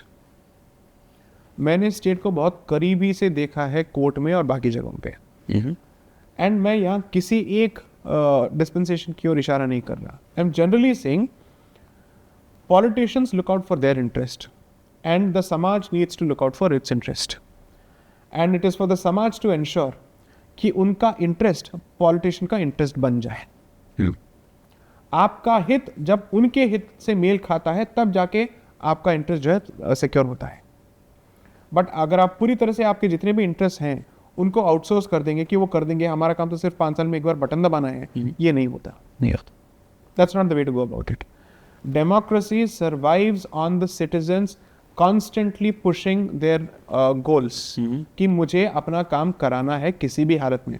हम अपना काम करा लेते हैं, बस अपना काम नहीं कराते हैं। सो इंडिविजुअल लेवल पे मेरा वही सवाल है कि ऐसी कौन सी चीज़ें हैं, 1, 2 या 3, जो आपको लगता है हर एक सनातनी या हिंदू व्यक्ति को करनी चाहिए, जो कि उसके थ्रू उसकी फैमिली में आगे की जनरेशन में जाती है, Right. और फिर वो एज ए कम्युनिटी उसको स्ट्रॉन्ग करती है। Right. और फिर ऑब्वियसली फिर आप जब ज़्यादा होते हो तो आप सरकार पे करेक्ट उसका असर पड़ता है, और फिर जो अगला पड़ाव है जहाँ आपने बोला कि कानून बनता है और फिर उस हिसाब से नियम बनते हैं। मेरे एक बहुत ही गहरे मित्र हैं, इनका नाम है राघव कृष्णा। ये एक थिंक टैंक चलाते हैं बृहत, और ये हिंदू कल्चरल और पॉलिसी स्पेस पे काम करते हैं। और इनकी और दूसरे इनके दोस्त हैं पंकज सक्सेना, वो भी बहुत गहरे मित्र हैं। इन दोनों के एनालिसिस को मैं ड्रॉ करके यहाँ पे आपके दर्शकों के सामने पेश कर रहा हूँ, because they are wonderful thinkers. कभी चांस मिले तो इनको भी आप बुलाइए। ज़रूर। तो इनका ये कहना है कि हिंदू जीवन प्रणाली जो है वो माइक्रोकॉज्म से शुरू होकर मैक्रोकॉज्म तक जाती है, विच इज़ टू से फैमिली यूनिट पे अगर आप ध्यान देंगे तो जो उससे बड़ा जो यूनिट होता है वो अपने आप ठीक हो जाता है। सो आपको समाज के उद्धार के लिए जाने की कोई ज़रूरत नहीं। You don't need to start thinking of मैं हिंदुत्व को कैसे स्प्रेड करूंगा समाज में। आप उसको छोड़िए, आप पहले अपने फैमिली पे ध्यान दीजिए। जब आपके घर के बच्चे हिंदुइज्म या हिंदुत्व के खिलाफ बात करते हैं और आप उसको कंट्रोल नहीं कर पाते हैं, आप जाके पड़ोसी के साथ थोड़ी बात करेंगे। You first control what is there in your home. So आपको करना क्या चाहिए? 1, जब फेस्टिवल्स की बारी आती है, सेलिब्रेट बट ऑल्सो एक्सप्लेन कि इसका सिग्निफिकेंस क्या होता है, इसका महत्व क्या होता है, इसका धार्मिक महत्व क्या होता है। Make it a point eight the very least कि सप्ताह में एक दिन आप मंदिर जाएं। हमारे लिए तो सिर्फ एक दिन नहीं होता है ना, हर दिन तो हमारा दिन होता है। So take them, right. 3, at the very least कोई हिंदू सिंबल तो हो, चेहरे पे या हाथ पे कहीं पे। 4, teach them to develop a personal relationship with the देवी देवतास। एक बार ये इनके जीवन का भाग बन जाए, उसके बाद ये अपने आप इसको करेंगे। Because at the end of the day आप पेरेंट्स के नाते हर जगह तो जाके इनका बचाव नहीं कर सकते हैं, हर डिसीजन को तो इन पे आप थोप नहीं सकते। You can teach them how to deal with a particular situation. ये इसी को संस्कार कहते हैं ना at the end of the day, कि आपकी जो बेसिक ग्राउंडिंग होती है ये आपको आगे जाके एक फिल्टर की तरह काम करती है कि ये सही है, ये गलत है, इसको अपनाओ, इसको मत अपनाओ। That's the way it ultimately works. So focus on the family. And 3, पहले एक जनरेशन हुआ करता था जो ये कह सकता था कि हमारे पास कोई पुस्तकें नहीं है हमारे बच्चों को पढ़ाने के लिए भारत के इतिहास के बारे में। आज है, अंग्रेजी में भी हिंदुओं के लिए आज के डेट में जो कंटिन्यूसली इस चीज़ पे काम कर रहा है। Support these institutions. These are what we call them small things. They are not small. These are important initiatives. And as much as possible, any organization that works for Hindu cause, उसको financially support करने की कोशिश कीजिए। 10% of your income, at the very least, reserve it for Hindu दान पुण्य, one way or the other. J Sai Deepak, reservation पे क्या thought रखते हैं? आपको लगता है, मतलब 2-3 सवाल है मेरे। पहला, रिजर्वेशन सही है क्या? ये सही है, गलत है? एक्चुअली इस पे मेरा जो पोजीशन है इवॉल्व हुआ है पिछले 7 या 8 सालों में। ओके। हो सकता है कि समाज का एक वर्ग है जिनको ये देना ज़रूरी है, वैसे समाज, हिंदू समाज ओनली, नोबडी एल्स। ओके। तो लेकिन आज ये प्रॉब्लम हुआ है कि रिजर्वेशन का जो फैलाव है वो ज़्यादा हुआ है। It is just constantly increased to the extent that हर कोई अपने लिए एक ओबीसी टैग चाहता है या कोई और टैग चाहता है। And I am giving a very direct example here. मैंने यूनिफॉर्म सिविल कोड पे एक लेक्चर दिया था बेंगलोर में। उस लेक्चर की वीडियो को उठा के देखिए, वहाँ पे you will find a lady वकील। उन्होंने मुझसे मेरे लेक्चर के अंत में एक प्रश्न किया था और उन्होंने इसमें कहा था that she comes from the martial community of the Coorg region in Karnataka. And जब आरक्षण की बात हो रही थी स्वतंत्र भारत में in the 1940s and 50s, rather early 50s, इनके कम्युनिटी ने कहा था हमें आरक्षण की ज़रूरत नहीं है because we are a martial community. हमें क्यों चाहिए आरक्षण, हम अपने पैर पे खुद खड़े हो जाएंगे। आज the very same community is asking for आरक्षण because everybody wants access to state resources. And आरक्षण क्या करता है, वो हम सबको मजबूर करता है हम सबके कलेक्टिव लेट्स से प्राइड को कम करने के लिए। हम अपने अचीवमेंट्स को डाउन प्ले करते हैं, हम हमारे सोशल पोजीशन को डाउन प्ले करते हैं। क्योंकि जब तक आप डाउन प्ले नहीं करेंगे और अपने आप को एक विक्टिम के रूप में प्रेजेंट नहीं करेंगे और किसी और को ऑप्रेसर के रूप में प्रेजेंट नहीं करेंगे, तब तक आपको आरक्षण नहीं मिल सकता है।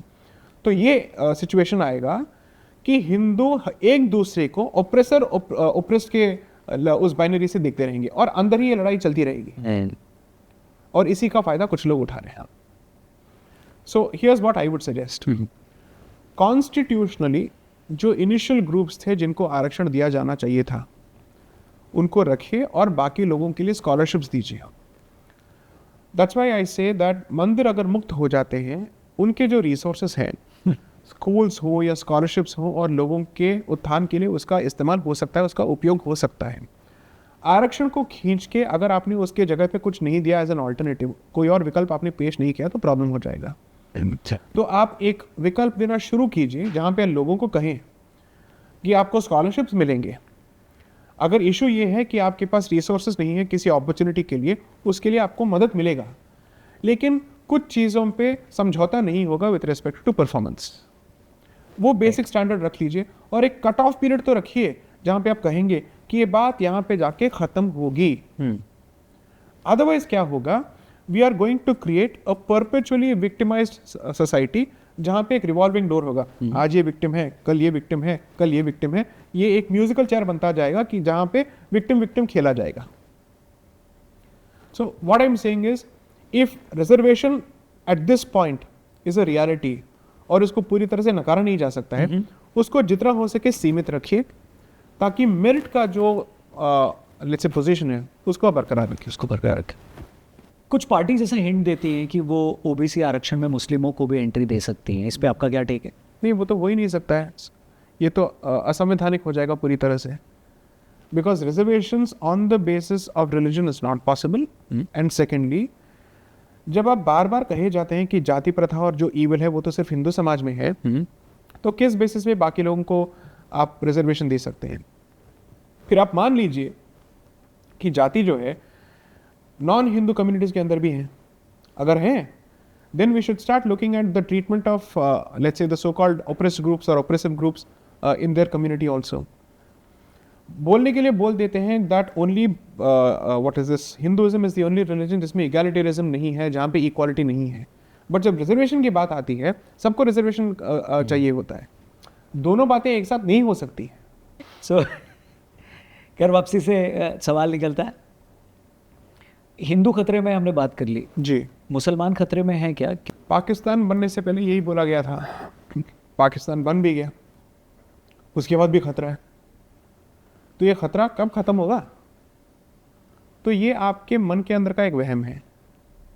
एंड टू, पारसी जैसे आपने सही कहा, उनकी तादाद भारत में 60,000 से भी कम है। कुछ इनके जो यहूदी हैं, ये भारत के जितने भी यहूदी हैं, ये गिन के 1 लाख भी नहीं होंगे, पारसियों से भी कम ही होंगे। उनके साथ तो कोई छेड़छाड़ नहीं हो रही है ना.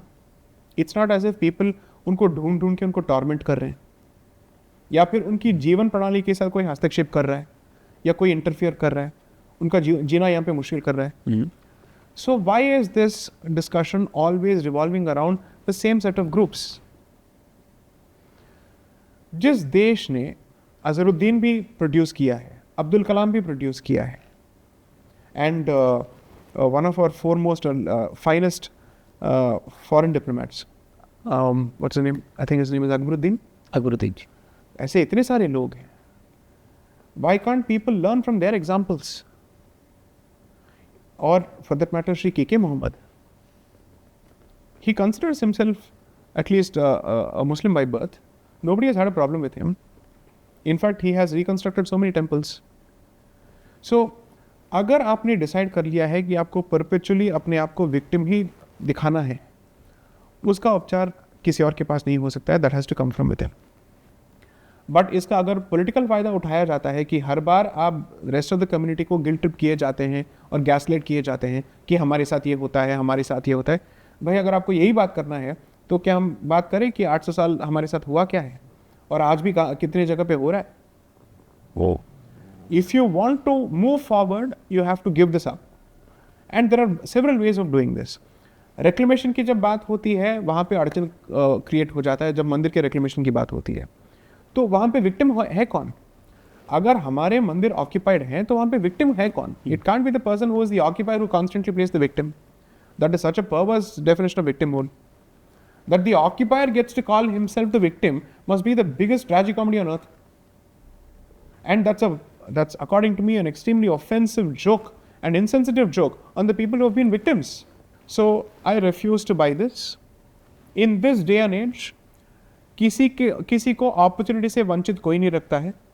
जब इंफ्रास्ट्रक्चर बनाया जाता है या फिर बिजली दी जाती है या फिर डेवलपमेंट होता है, उसके बेनिफिट्स सबको मिलते हैं. ये आप पे है कि आप बाकियों के साथ जुड़ के आगे बढ़ना चाहते हैं या नहीं बढ़ना चाहते हैं. अगर आप मॉडर्न एजुकेशन को अपनाना नहीं चाहते हैं, ये आपका डिसीजन है. Nobody is going to stop you. But उसके जो कॉन्सिक्वेंसेस हैं वो होंगे. You can't say that I will not have access to modern education because it comes in the way of my religion or the practice of my religion, and then say I'm constantly behind everybody else. क्योंकि ये market है और market के अपने कुछ rules होते हैं. वहाँ पे डिमांड और सप्लाई काम करता है. वहाँ पे मार्केट फोर्सेस काम करते हैं. It doesn't care for your sentiments beyond a point. You have to find a way to strike a balance between your religious beliefs, coexistence, and your ability to stay in the race with everybody else. ये onus आप पे है, बाकियों पे नहीं है.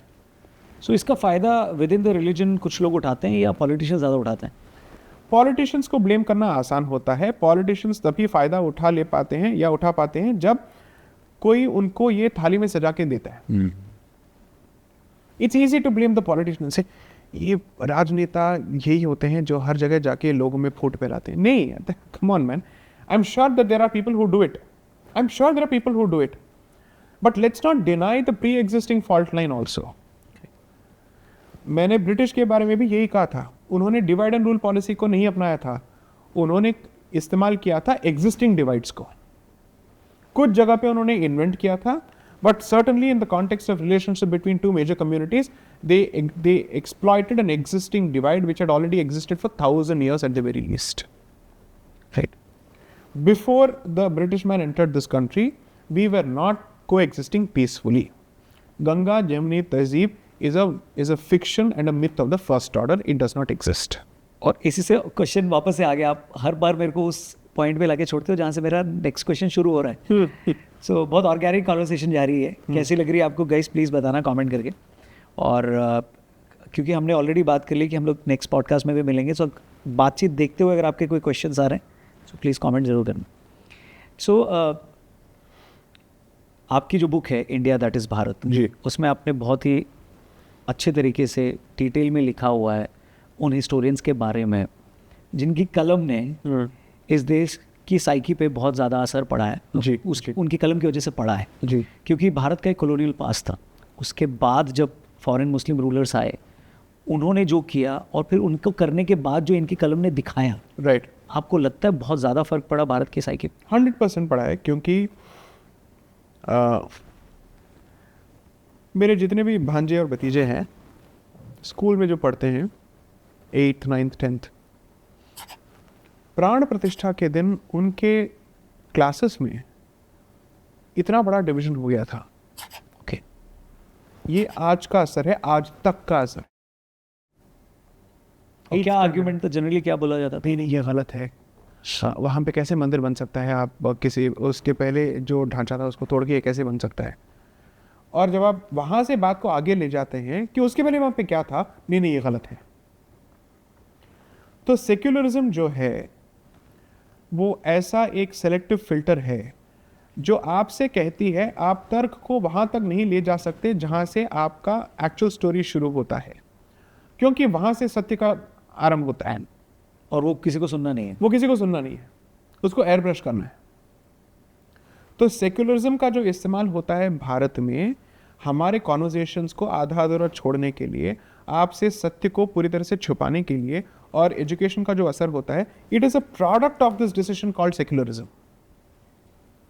And ये it's not as if ये भूतकाल का इफेक्ट है, it's not as if it's an effect in the past, it is an effect in the present and it is affecting the future. क्योंकि आज के स्कूल्स में ये डिस्कशन हो रहा है when प्राण प्रतिष्ठा should have been a matter of great celebration and joy across the board। बहुत सारे जगह में इसके खिलाफ बातें हो रही थी और वो हिंदू समाज के अंदर बातें हो रही थी। आई am not blaming anybody else, मैं सिर्फ बात कर रहा हूं हिंदू समाज की, कि आपके अंदर ये विकृति अगर पैदा हुई है तो इसका जवाब आप ही को देना पड़ेगा और आपको ढूंढना पड़ेगा कि what is the solution, and ये manufacturing defect कहाँ से आता है। So education is the root battle, the maximum battle, or rather let me say the most important battleground is the educational battleground. Right. That is the place where ideas are being contested. That is the place where Bharat's history is being erased. That is the place where propaganda is being pushed in the name of education, and we are not being allowed to tell the reality of Bharat's story. और इसको counter करने के लिए हमें बाहर जाके books लिखना पड़ रहा है। बट जितने भी हमारे बुक्स हैं, या विक्रम क्यों हो, या फिर आनंद के हैं, या फिर डॉक्टर संजीव सन्याल के हैं, ये एक टर्शरी ऑडियंस के पास जा रहा है। मतलब जो स्कूल से बाहर आ चुका है, कॉलेज से बाहर आ चुका है और ये अभी ऑफिस में काम कर रहे हैं, उसके हाथों में जाके बुक हम थमा रहे हैं कि आप पढ़ो इसको, या फिर वो इसको खरीद रहे हैं। बट जो प्राइमरी स्कूल्स में प्रॉब्लम है, who is going to address this? इसको तो स्टेट एड्रेस करना चाहिए, but the state is not addressing this. एक टाइम पे आप ये कह सकते थे कि भाई हमारे पास कंटेंट नहीं है, कोई इसको प्रोड्यूस नहीं कर रहा है। एक्चुअली ये सही नहीं है, क्योंकि एटलीस्ट फॉर 60 ईयर्स बहुत सारे लोगों ने इसको प्रोड्यूस किया है। बट जब एक पहली सरकार थी, वो उस काम को करिकुलम में मिक्स नहीं करता था, या उसको ऐड नहीं करता था, या पेश नहीं करता था। बट द क्वेश्चन इज, पिछले 10 सालों में क्या आपने ये कार्य किया है? अगर आपने नहीं किया है तो ये दूसरों को ब्लेम करने का एक एक्सपायरी डेट होता है, एक कट ऑफ पीरियड होता है।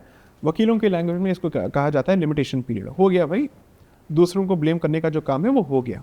अभी कंटेंट है, सत्ता है, जनता भी तैयार है इसको कंज्यूम करने के लिए, because when the books are succeeding, why will not the text books be open to it?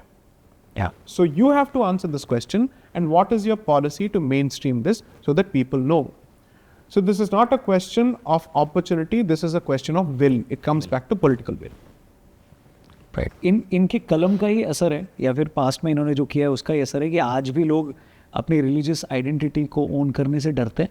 100%. Modernization is synonymous with westernization according to its original, let's say, शब्दकोश, और other according to its original परिभाषा। क्योंकि जब ये भारत में आए थे, the coloniser said, आपकी जो कल्चर है, आपके जो रिलीजन्स हैं, ये these are religions of darkness, and the only way you will civilise yourself is by adopting religions of light, namely our religion. Okay, रोशनी हमारे अंदर है, तो अब आप हमारे बन जाइए। So modernization and anglicization were one and the same. तो आज अगर हमसे कोई कहता है कि modernization westernization नहीं होता है, no, 100% that is what it is, because the moment you think of the word modern, आपके दिमाग के अंदर एक चित्र बन जाता है, और उस चित्र में लोग साड़ी या धोती नहीं पहनते हैं क्या, और वो अपनी मातृभाषा में नहीं बात करते हैं, वो अपने हाथ से नहीं खाते हैं, वो भारतीय भाषा में सोचते नहीं हैं, वो टीका नहीं लगाते हैं ऑफिस में और वो राम मंदिर के प्राण प्रतिष्ठा पे सेलिब्रेट नहीं करते हैं। तो मॉडर्निटी का जो चित्रण है आपके दिमाग में यही होता है। करेक्ट। तो how do you make the argument that modernisation is not westernisation? Of course it is. And we have not been able to find a way कि हम अपने ट्रेडिशंस को और अपनी संस्कृति को आज के दौर में कैसे मेन स्ट्रीम करें। That takes civilizational confidence and that takes political will for you to mainstream it. There is a point at which I genuinely believe that you can blame the outsider maybe 50% of the time. But you must also admit that the rest of the 50% is entirely for you to answer. दरवाज़ा खोल के रखेंगे तो चोर तो आएगा, चोर अंदर आता है तो उसकी भी गलती है, बट दरवाज़ा किसने खोल के रखा ये भी आपको पूछ लेना चाहिए। सेक्युलरिज्म वर्ड यूज़ किया आपने जी, और आपके कई टॉक्स में हमने हिंदू सेक्युलरिज्म वर्ड भी। So how do you differentiate? Is it one in the same और या फिर वो? My first position has always been that we should question the need for secularism by understanding the origins of secularism. Secularism in Europe has been understood in a very different way. जहाँ पे European countries जो हैं उन्होंने एक decision लिया था I think around the 13th और 14th century where they decided कि हम क्रिश्चियन देश तो रहेंगे लेकिन हम प्रोटेस्टेंट रहेंगे या कैथोलिक रहेंगे ये चर्च हमें नहीं बताएगी, ये हम डिसाइड करेंगे अपने लिए। That was the fight between the Catholics and the Protestants. Okay, this is what led to the treaty of Westphalia इसको कहते हैं।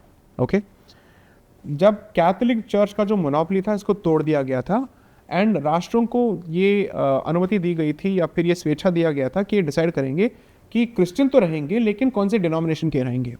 लेकिन ये अपने क्रिश्चियन आइडेंटिटी को नहीं नकारते, ये सिर्फ अपने डिनोमिनेशनल आइडेंटिटीज को चुनते हैं, ये प्रोटेस्टेंट है या कैथोलिक है। जब ये सेकुलरिज्म भारत की ओर प्रयाण करता है तो ये एंटी हिंदुइज्म बन जाता है, क्योंकि ये कहता है कि भारत के अंदर आप सेकुलर हैं तो आपकी अपनी कोई पहचान नहीं होगी, उस राष्ट्र की कोई रिलीजियस पहचान नहीं होगी या परिचय नहीं होगी। तो जब तक ये यूरोप में है इसका असर कुछ और है, इसका जो इम्पैक्ट है कुछ और है। जब ये भारत में आता है इसका काम और या इसका कार्य है आपके रिलीजियस आइडेंटिटी को पूरी तरह से मिटाना, which is why I've said in a previous talk that secularism is political conversion, which is conversion effected through a political means, whereas civilization is asked to forget its past. आपसे कहा जा रहा है कि आपके वर्तमान को आपके भूत से पूरी तरह से तोड़ दो, इन दोनों के बीच का जो रिश्ता है इसको नकार दो और आप नए सिरे से शुरू करो, एज इफ आप 1947 में पैदा हुए। Okay, that's one. सेकंड, अगर आपको तकलीफ है इस वर्ड को पूरी तरह से छोड़ने में, then you do a different thing altogether. You say we follow Hindu secularism, which means as a country we are a Hindu country, we are a Hindu civilizational state, but we also promise freedom and equality to everybody else so long as they don't work against the मूल identity of Bharat. आपके religious identity के साथ या फिर आपके freedoms के साथ तब तक छेड़छाड़ नहीं होगी जब तक आप उसका इस्तेमाल भारत या फिर भारत की मूल आइडेंटिटी के खिलाफ इस्तेमाल नहीं करते हैं, period. That is the definition of Hindu secularism. If you don't learn this lesson from your entire history, where you have been subjected to multiple waves of invasion and colonization, क्योंकि ये काल चक्र है, आप फिर से उन्हीं मिस्टेक्स को दोहराएंगे। एंड मैं ये नहीं चाहता कि इस 46 और 47 फिर से रिपीट हो। I don't want that to happen again. So you have to operate from a historical sense so that you don't suffer from amnesia. Mistakes cannot be repeated anymore, क्योंकि इस बार अगर आपने गलती की और फिर से 46 और 47 के मिस्टेक्स को अपने दोहराए तो ना भारत रहेगा ना हिंदू रहेंगे। सेक्युलरिज्म की बात करी अपन ने, एक दावा या एक सजेशन या एक विचार अक्सर बाहर निकलता है इस वर्ड के पीछे छिपकर कि भाई जो भी आपके यहाँ अगर आना चाहता है किसी पराये देश से तो उसको आने दो, शरणार्थी है और सेक्युलर कंट्री है, सबका स्वागत है। और फिर वहीं पर यूरोप की आज जो हालत है और सोशल मीडिया पे बहुत सारे वहीं के लोग वीडियोस बनाकर ये कहते हैं कि 20 साल पहले का ये यूरोप नहीं रहा जो आज है जी।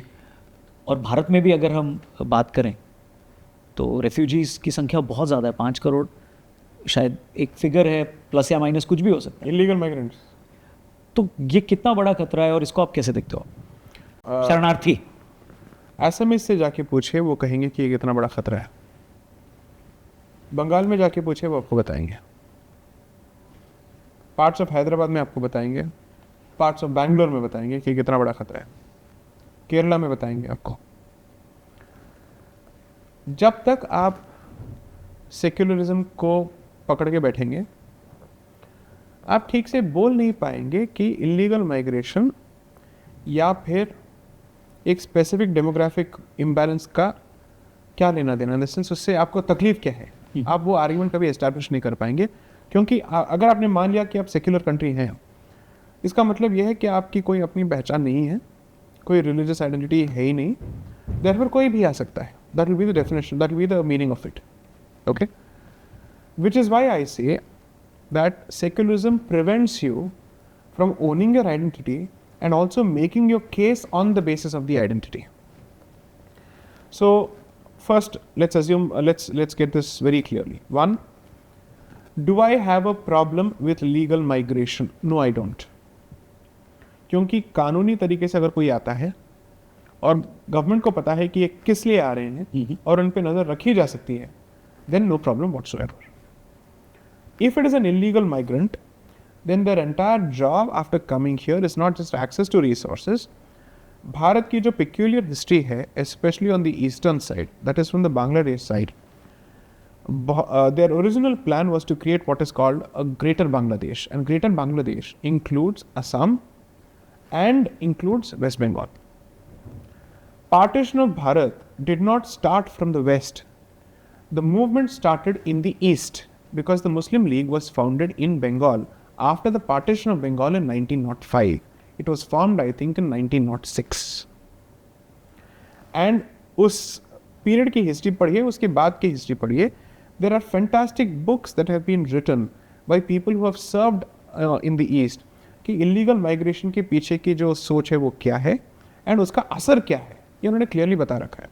असम के 10 डिस्ट्रिक्ट आपके हाथ से जा चुके हैं, बिहार के 3 डिस्ट्रिक्ट आपके हाथ से जा चुके हैं, पता नहीं बंगाल के कितने डिस्ट्रिक्ट्स आपके हाथ से गए। So I am sorry, I cannot under any circumstances equate illegal migrants with refugees because legally they are not the same. जो आपसे आश्रय मांगने आया है और जो घुसपैठिया है, इन दोनों को आप इक्वेट नहीं कर सकते हैं, ठीक है, ना लीगली, ना मॉरली, और even for that matter logically speaking. Okay. 3, the population must be at least, मैं बहुत कंजर्वेटिवली कह रहा हूँ, 3.5 से 5 करोड़ के बीच में तो ये होगा ही होगा। एंड ये ऐसा एक वेपनाइजेबल पॉपुलेशन है जिसका इस्तेमाल और उपयोग होता है यहाँ पे उपद्रव मचाने के लिए। दिल्ली के राइट्स में ये हुआ था, राइट? मुंबई में जब वहाँ पे शहीद स्मारक को तोड़ा गया था, I think around 2012, it is in favour of a particular illegal migrant community. It happens across the board. And considering the religious basis of Bharat's partition, the experience before that और उसके बाद के experience को अगर आप ठीक से समझते हैं, you can't accept this under any circumstances. आप उदारवादी इस हद तक तो नहीं हो सकते हैं कि आप अपने आप को पूरी तरह से मार दें। थोड़ा तो आपको एक सेल्फ प्रिजर्वेशन और सर्वाइवल का जो आपका इंस्टिंक्ट है उसको आपको प्रिजर्व करना पड़ेगा। 2, we don't need Europe's experience at all. Europe is seeing what India has been facing for generations now. It's not as if it's new for us. It just so happens that when it happens with the West, now we can tell the idiots here, अब तो समझ लो, अब तो जान लो, क्योंकि आपको हर चीज़ जो है वहीं से जब आता है तब आपको समझ में आता है। अब देख लो कि वहाँ पे हो क्या रहा है। यूरोप डेवलप्ड है, इंफ्रास्ट्रक्चर है, सब कुछ है, लेकिन उसके पास परिचय का अभाव है, उसकी वजह से ये गिर रहा है, पूरी तरह से गिर रहा है। So first world continent is being handed over or taken over by savages. I won't use the term third world whatsoever. I'm saying it is being used by people who are driven by a specific agenda. चाहे वो Scotland हो, London हो, Brussels हो, Luxembourg हो, each of these places are being taken over. Now Europe will understand what we have been going through for generations. I don't have a problem with pluralism. I just have a problem with secularism that comes at the expense of my civilizational identity. जो मुझे airbrush करने की कोशिश करता है या फिर pixelate करने की कोशिश करता है, वो मैं इसको नकारता हूँ। That's it. Fair enough. CA की बात होती है, इससे ही कनेक्टेड है वो। राइट। दिल्ली के प्रधानमंत्री और भारत के मुख्यमंत्री ने बोला था कि एक बार एक भाषण में कि अगर सीए हो गया और वहाँ से हिंदूज यहाँ पर आते हैं जो प्रताड़ित हिंदू हैं धार्मिक रूप से, तो यहाँ पर वो आपके रिसोर्सेस को शेयर करेंगे, उससे फिर आपका वही हाल होगा जो बाकी देशों में हुआ, अलग अलग जगहों पर हुआ। तो उन्होंने वो उसको ऐसे कनेक्ट किया। तो इसको आप कैसे देखते हो? सीए को आप भी इतना सपोर्ट करते हो, तो मैं भारत के रिसोर्सेस किसी भी हिंदू के साथ शेयर करने के लिए तैयार हूँ, चाहे वो पाकिस्तान से हो, अफगानिस्तान से हो, बांग्लादेश से हो, या कहीं से भी हो, मुझे उसे कोई फर्क नहीं पड़ता है। Because Bharat is the natural homeland of Hindus, it's the civilisational homeland for Hindus. Wherever Hindus are targeted, they have a right to come back to Bharat, and Bharat has a duty to protect them because Bharat is a natural homeland for Hindus. You don't need to beat around the bush on the subject. Second, the very same person, why has he never commented on the influx of illegal Bangladeshi migrants in Delhi? Why hasn't he spoken of certain places in Delhi which are full of illegal migrants? तब इनको resources की याद नहीं आती है? जब दंगे होते तब इनकी बात नहीं हो सकती है इनसे? Why doesn't he mention any of these aspects? So clearly, the double standards are clearly, I mean, they're in public display. But here's the funny part. Hindu कुछ नहीं कहते हैं या कर पाते हैं जब एक तथाकथित हिंदू जो एक चीफ मिनिस्टर की पदवी पे बैठा है और वो हिंदुओं के खिलाफ बात कर रहा है। What do you think is the total number of people who are benefiting from the CAA? Maximum 40,000, maximum 50,000, not more than that. अभी तक तो उतना ही है number. And what is the remaining number of Hindus in Bangladesh and Pakistan and Afghanistan? ये आंकड़ा एक बार आप पूछ लीजिए. Compare that with the number of illegal migrants from Bangladesh and the Rohingyas who are already in Bharat. उनकी संख्या ज़्यादा होगी, the second category. But the second grade treatment will be reserved for Hindus who come from Bangladesh. मैंने ये कहा था अभी एक हाल ही एक पॉडकास्ट में कि वहाँ से जो शरणार्थी यहाँ पे आए थे, पाकिस्तानी हिंदू शरणार्थी, यहाँ आके ये ईसाई बन गए बिकॉज ऑफ इनह्यूमन कंडीशंस। जिन्होंने अपने धर्म को पाकिस्तान में बचाया, उन्होंने उसको भारत में गंवाया यहाँ आने के बाद, क्योंकि सीए के रूल्स के एक्सटेंशन में 8 बार लग गए, मतलब 8 बार एक्सटेंशन ले लिए और अभी रिसेंटली इसको नोटिफाई किया गया था और इस पे भी किसी को तकलीफ हो गई और वो कोर्ट चले गए इस पे। इस दौरान उनके पास ना बिजली थी, ना पानी थी, ना रोजगार, ना कुछ। So the usual people came, gave them a book and converted them, some of them at least. What do you make of this? I wish I could take the person seriously who said this, but the only reason I take him seriously is because he is a potential mischief monger, or rather an existing mischief monger, who is capable of sacrificing Bharat's interest and Hindu interest as long as it gives him power. So how do you handle the situation जो CA के time पे हुआ, protest हुए यहाँ पे? अगर आप state की जगह होते, how do you handle? फिर आप कुछ नहीं बोलते हो, चुप हो जाते हो? नहीं, उत्तर प्रदेश में तो कुछ नहीं हुआ। जी, उत्तर प्रदेश में तो कुछ नहीं हुआ, और जो होने लगा चुप हो गए लोग, because at the end of the day state ने अपना काम किया। डेमोक्रेसी का मतलब ये नहीं है कि हर पत्थरबाज को पूरी तरह से मतलब स्वेच्छा दे दो फ्रीडम ऑफ एक्सप्रेशन के नाम पे। तो स्टेट चाहे तो कर सकता है, स्टेट चाहे तो कर सकता है और उसको करना चाहिए। तो दिल्ली में क्यों नहीं किया? That's a question that you should ask somebody else. The state's job is to preserve law and order, and अगर आप उसको प्रोटेक्ट किए बगैर कोई ना कोई आप प्रिटेक्ट दिए जाते हैं या फिर कोई बहाना दिए जाते हैं, then you have abandoned the most basic expectation that people have कि लाठी किसी एक के हाथ में होगी, गुंडे के हाथ में नहीं होगी, ये पुलिस के हाथ में होगी और सरकार के हाथ में होगी। आपने तो मतलब लाठी रख दी और ये चला रहा है, पिस्तौल आ गए बाहर, लोग मारे जा रहे थे। Worser things happened there with women. जब आप उस लीगल कार्रवाई की डॉक्यूमेंट्स पढ़ेंगे तब आपको समझ में आएगा कि कितना घिनौना हुआ था वहाँ पे। Rapes happened there, for God's sakes. Women were sexually molested. It was not just a case of killings. It was not just a case of riots. Please go through the case documents. जो अभी public में इसके discussion हो रहे हैं, go through what exactly has happened there, कितना systematic preparation हुआ था, कितने महीनों से उसका प्रिपरेशन चल रहा था. So I am sorry, we have two clear examples in Bharat. एक है उत्तर प्रदेश और दूसरा है दिल्ली. उत्तर प्रदेश ने कर दिखाया कि यहाँ पे हम लॉ एंड ऑर्डर कायम रख सकते हैं with a larger population of close to 23 crores. Why can't others? और 2.3 करोड़ नहीं कर पाया. Correct, correct. Yogi ji. Hello Yogi ji, कैसे हैं आप? Rapid fire with J Sai Deepak. Right. Are you ready? Yes. J Sai Deepak एक प्राउड हिंदू भी हैं और एक वकील भी हैं. तो धर्म या संविधान में से अगर किसी एक को चुनने की बारी आएगी तो किसको चुनेंगे? धार्मिक संविधान. डिफाइन कैसे, मतलब? See, it's a संविधान which is consistent with dharma, and dharma is not religion, but it certainly traces its thought and its origins to Hindu philosophy.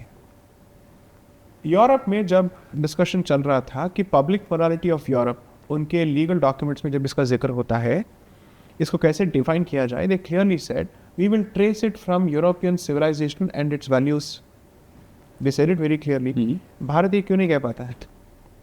क्या ये कह सेक्युलरिज्म के नाम पे हमने ये कह दिया कि भारत की अपनी कोई सोच नहीं है whenever it comes to constitutional thought? No, sorry, we actually have a very clear thought process. Some of the earliest stone inscriptions on democracy are found in Bharat, in Dakshin Bharat. It's called the Uttar Mero stone inscription, जहाँ पे election के rules हैं, disqualification के rules हैं. What would be the let's say what would amount to a conflict of interest? अगर कोई government के साथ काम कर सकता है, काम करने के बाद वो कितने दिन जाके the so called private sector में कैसे ज्वाइन हो सकता है? These are the kind of things that we have thought about thousands of years ago. I am not going to make the statement that we are the mother of democracy and all that. I'm just saying that democratic thought has existed in several parts of Bharat.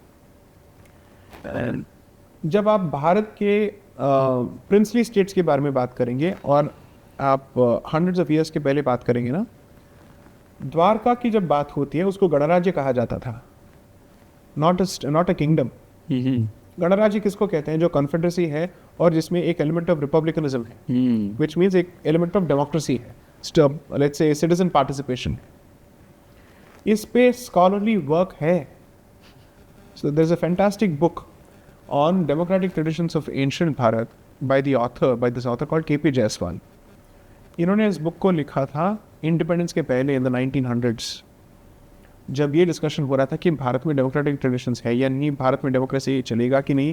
Because गोरों का ये कहना था आपके साथ तो democracy नहीं चलेगा, आप तो बर्बर लोग हैं, कहाँ से होगा, आपसे नहीं होगा. तो सर आप क्या बात कर रहे हैं? हमारी ये ट्रेडिशंस हैं. और जवाब में इन्होंने ये पुस्तकें लिखी और ये 1900s में हो रहा था.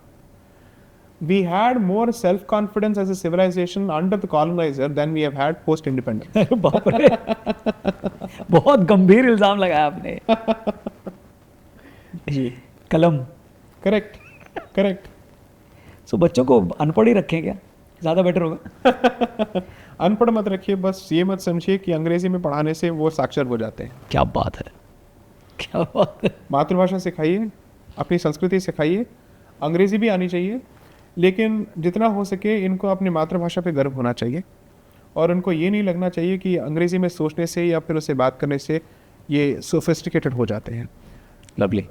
जिस भी स्कूल में अपने बच्चे को भर्ती करते हैं उनसे एटलीस्ट ये तो उम्मीद रखिए कि वो मातृभाषा पे उतना जोर दें जितना वो अंग्रेजी में दें.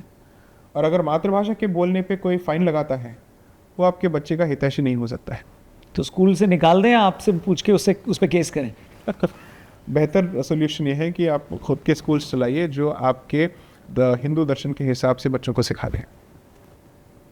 आज एटलीस्ट एज ऑन डेट ऐसे स्कूल्स की कमी नहीं है. There are lots of alternative schools. Absolutely. And the good part is I think homeschooling has become a decent option. It has become a feasible option. There are communities of homeschooled families now. जिनको लगता है we don't want to send children to those schools who don't respect our values. You have alternatives for it. I know of several educated Hindu parents who are eager to admit their children in Hindi medium schools, by the way.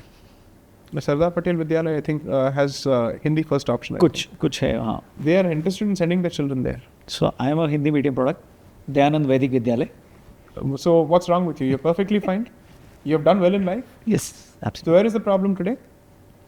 It's not as if Xi Jinping speaks in English whenever he goes abroad. He uses a translator. It's not as if the French speak in English. ये तो हमसे भी छोटे देश हैं.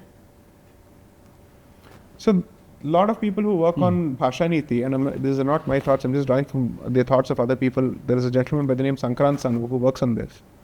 और वो कहते हैं कि भारत को आप सिर्फ एक देश के तौर पे मत देखिए, ये देश तो है, but from a linguistic perspective इसमें डाइवर्सिटी यूरोप से ज़्यादा है, और एटलीस्ट उसके कंपैरिजन में हो सकता है. और अगर यूरोप अंग्रेजी के बगैर अपना काम चला सकता है, वहाँ पे साइंस भी है, टेक्नोलॉजी भी है, और लोग एक दूसरे के साथ बात भी कर रहे हैं, व्यापार भी कर रहे हैं, तो आपके अंदर क्यों नहीं हो सकता है? This is not because of our inability to provide the infrastructure, it is because of our inability to convince ourselves कि काम अपनी भाषा में भी हो सकता है. हो सकता है. Next question rapid fire. Bharat के हजारों साल के इतिहास में कौन से ऐसे 3 लोग हैं जिन्होंने आपको सबसे ज़्यादा इम्प्रेस किया है? छत्रपति शिवाजी महाराज, कृष्णदेवराया, 3 से ज़्यादा लोग हैं, but I am choosing those people जिनका नाम बोलना ज़रूरी है और जिन्होंने बहुत योगदान दिया है भारत के हिंदुत्व को बचा के रखने में. तीसरे हैं अकॉर्डिंग टू मी श्री बाल गंगाधर तिलक. मैं स्वामी विवेकानंद का नाम भी लूँगा because he's had a huge influence. Shri Aurobindo का नाम भी लूँगा. तो 3 तो कम पड़ जाएंगे, but let's call them, these are my 5 options. Thank you. एक ऐसा केस जिसको जीतने में आपको बहुत खुशी हुई थी? So I represented the chief priest of the Padmanabha Swami temple in the temple treasure case. क्योंकि पिछले गवर्नमेंट में ये मुहिम चल रहा था कि उस मंदिर के सारे ताले खोल दो और वहाँ का जितना भी ट्रेजर है उसको गवर्नमेंट के हवाले कर दो. इनफैक्ट बहुत सारे थ्रेट्स भी निकल रहे थे गवर्नमेंट की ओर से उस राज परिवार को कि आप उस मंदिर को गवर्नमेंट के हवाले कर दीजिए. बट बिकॉज उस राज परिवार और गवर्नमेंट के बीच में एक आस्था का रिलेशन, सॉरी उस मंदिर के बीच में एक आस्था की रिलेशनशिप थी, वो लड़ते रहे और अल्टीमेटली सुप्रीम कोर्ट में जीत गए. So I represented the chief priest of the temple as part of the litigation, and इसका जजमेंट आया था जुलाई 2020 में. एंड इसके दौरान हमें पढ़ने को बहुत मिला था कि मेवाड़ के देवता थे Ekling ji for the royal family. Right. Odisha के गजपति के गॉड हैं Jagannath ji, Chamundeshwari for Mysore, Padmanabha Swamy for Travancore family, Poornathrayeesa which is Krishna for the Cochin royal family. Okay, similarly you have every princely state has a भगवान of its own. That is राज परिवार has a भगवान. तो अगर parts secular नहीं है तो जब ये भारत बन जाता है तब ये सेक्युलर कैसे बन गया? ये मैजिक ट्रिक कैसे होता है?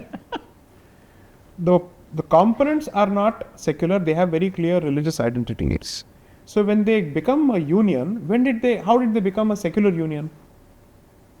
तो ये compromise, and when you look at the nature of the negotiations between the Union of India and each of these राज परिवार, ये उनसे लड़ रहे हैं, राज परिवार यूनियन से लड़ रहे हैं कि हम किसी भी हालत में अपने धार्मिक आइडेंटिटी को नहीं छोड़ेंगे. And we will continue to have a say on whether India acquires a secular identity or a religious identity, which is why the biggest chalawa that has happened with Bharatiyas as a civilization is secularism. 100%. Indian judicial system में कोई एक चीज़ अगर बदलनी हो तो कौन सी बदलेंगे आप? Greater encouragement for भारतीय languages. At least state high courts में अंग्रेज़ी के अलावा उस प्रदेश की भाषा को अहमियत दी जानी चाहिए, उसमें बिजनेस ट्रांजैक्ट किया जाना चाहिए. And young lawyers who are comfortable in their mother tongues must be allowed to speak in those languages as part of official communication in courts. किसकी इंटेलिजेंस आपको ज़्यादा इंप्रेस करती है, अन्नामलाई या आनंद रंगनाथन? ये दोनों अलग ब्रांड्स हैं. अच्छा, ब्रांड्स ही ब्रांड्स ही अलग हैं क्योंकि उनका कार्य क्षेत्र है वो अलग ही है. And each is great in their own respects. Okay. For someone to have the kind of qualifications that Shri Annamalai has, उनको अभी सीखना पड़ रहा है कि पॉलिटिक्स कैसे होता है. So it's such a flexible brain जिसने ये पूरा ट्रांजिशन किया है, इंजीनियरिंग की पढ़ाई की, उसके बाद MBA की तैयारी की, फिर वहाँ से UPSC गए, फिर वहाँ से ये पॉलिटिक्स में पॉलिटिक्स में है। तो एक पूरा कर्व है ये। So that's an extremely adaptable mindset. And मैं उनको ये फुटेज भेजूंगा कि MBA नहीं करना चाहिए। Sorry please. So I think that's a fantastic learning curve and shows that it's an adaptable mindset which is capable of learning on the go. Anand is a walking encyclopedia. And I call him the embodiment of a human AK-47. So it's a very different ball game altogether. And the common thing between both of them which I love is their humility to engage with another person, to hear the other person, even if they agree or disagree with the other person. This is common to both Sri Annamalai and Dr. Anand Ranganathan both. Wonderful. Legal background पे बनी कौन सी ऐसी film या web series है जो आपको पसंद है? पहले हुआ करता था, I think between 2004 and 2008, The Practice, which was a prequel to the Boston Legal. So Practice was great. Then लोग सूट्स के बारे में ज़्यादा बोलते हैं, I think it's overrated, I am not particularly I don't think it's great. This another older series called Law and Order. Law and Order, it's a great series, पुराना है but it's among the best. But if you really want to watch great trial law movies जहाँ पे आपको actually दिखाई देगा कि cross examination court में कैसे होता है. A movie came out in 1950s, I think. It's called The Anatomy of a Murder, with Jimmy Stewart or James Stewart playing the lead. It's the most scintillating representation कि cross examination open court में कैसे होता है, and non lawyers को भी वो खींच लेता है. एंड उस मूवी को अमेरिकन लॉ स्कूल्स में दिखाया जाता है टू शो कि ट्रायल एडवोकेसी कैसे होता है. कैसे होता है, करिकुलम का हिस्सा होता है. Exactly, it's a part of the curriculum. That's the most important thing. Imagine a movie being so authentic to real life trial advocacy that it's included as part of curriculum in the best of law schools. So, Bharat में इतना सब कुछ होता है, रोज हमारे जो courts and news में होते हैं, we should make more about our legal system without cinematizing it too much. जितना रियलिस्टिक हो उसको दिखाना चाहिए. We should try and do that. We have enough material. आपको ज़्यादा क्या पसंद है, कोर्ट रूम में आर्ग्यू करना या खाली टाइम में लिखना? नो, मेरे पास खाली टाइम तो होता ही नहीं है, first. And second, there is no greater substitute for me than an argument in court. That's my profession, that's what I absolutely love. Hindutva की एक खूबी जो पूरी दुनिया को सीखनी चाहिए? अपने परिचय को बनाए रखना और उसके बावजूद बाकी लोगों को अपने अंदर समेट के रखना. पॉलिटिक्स ज्वाइन करेंगे आप? नो. अभी नहीं या कभी नहीं? सी, फ्यूचर के बारे में दे से नेवर. अगर मैं ये कहूँगा तो लोग ये कहेंगे क्या ये कह रहे हैं कि ये आएंगे पॉलिटिक्स में. I am not saying any of those things. I love being a lawyer. I love my profession way too much to give it up and do anything else. मैं हिंदुत्व और बाकी चीज़ों की बात भी एक वकील के नज़रिए से ही बात करता हूँ, because it gives me a better ability to articulate my position. But I love my profession way too much to give it up for anything else. Two, I am not cut out for politics. ना उतना दिमाग है, ना वो रुचि है. My current avatar allows me to engage with a lot of people. क्योंकि अगर लोग कुछ भी, let's say 5 या 10 लोग मुझे सुनते हैं, they do it because they assume that I'm not speaking from a political point of view. मैं पॉपुलैरिटी के लिए नहीं कहता. अगर मैं कुछ कह रहा हूँ, sometimes I even make myself unpopular thanks to the things I say. Clearly it can't be the role of a politician. I'm not saying things that people want to hear. I'm trying to say and share things which I think people must hear under any circumstances, whether they like it or not. That I think that freedom will be lost once you enter politics. क्योंकि वहाँ के दाव पे आपके दिमाग पे और आपके मुंह पे तारे डाल देते हैं to a significant extent. I'm not saying everybody suffers from that, but I don't think I can survive in that atmosphere. Those who can, more power to them. I can't. India को officially Bharat बना देना चाहिए? G20 में हल्का सा कुछ आया था, उसके ऊपर बहुत बवाल भी हुआ था. हाँ, जब ये हो रहा था और मीडिया इस पे मतलब इसका जो हवा उन्होंने बनाया था, I said अभी तक आपके हाथ में ऑफिशियल कुछ आया नहीं है, आप इसका हवा क्यों बना रहे हैं? But then media is the way it is, and that at least told me that people are eager to see the transition. वरना ये न्यूज़ क्यों बनता, right? So the transition I think happens, but see, Namantaran is one thing, but Rupantaran is a different thing altogether. And people have to change in the way they think first for Bharat to become truly Bharat, वरना सिर्फ नाम change होकर रह जाएगा, लेकिन आपकी जो सोच है, आपके विचार हैं, आपकी हिस्ट्री के बारे में, आपके कल्चर के बारे में, वो चेंज नहीं होगा. That is a more fundamental change. नाम भी इम्पॉर्टेंट है क्योंकि नामकरण हमारे संस्कार में इम्पॉर्टेंट माना जाता है. 100% it's important because there is a deep relationship between person's energy, his nature and the name that is given, because it's a different manifestation of sound. So I don't have a problem with that. However, there has to be a deeper change as well. So जो आदमी बाहर अच्छा argument करता है, court में अच्छा argument करता है, घर में आर्ग्यूमेंट कर पाता है या नहीं कर पाता? I am an introvert. I am contrary to popular perception. At home, it's very difficult to get words out of me. Not because people don't let me speak. People literally have to shake me physically to get words out of my mouth. Okay?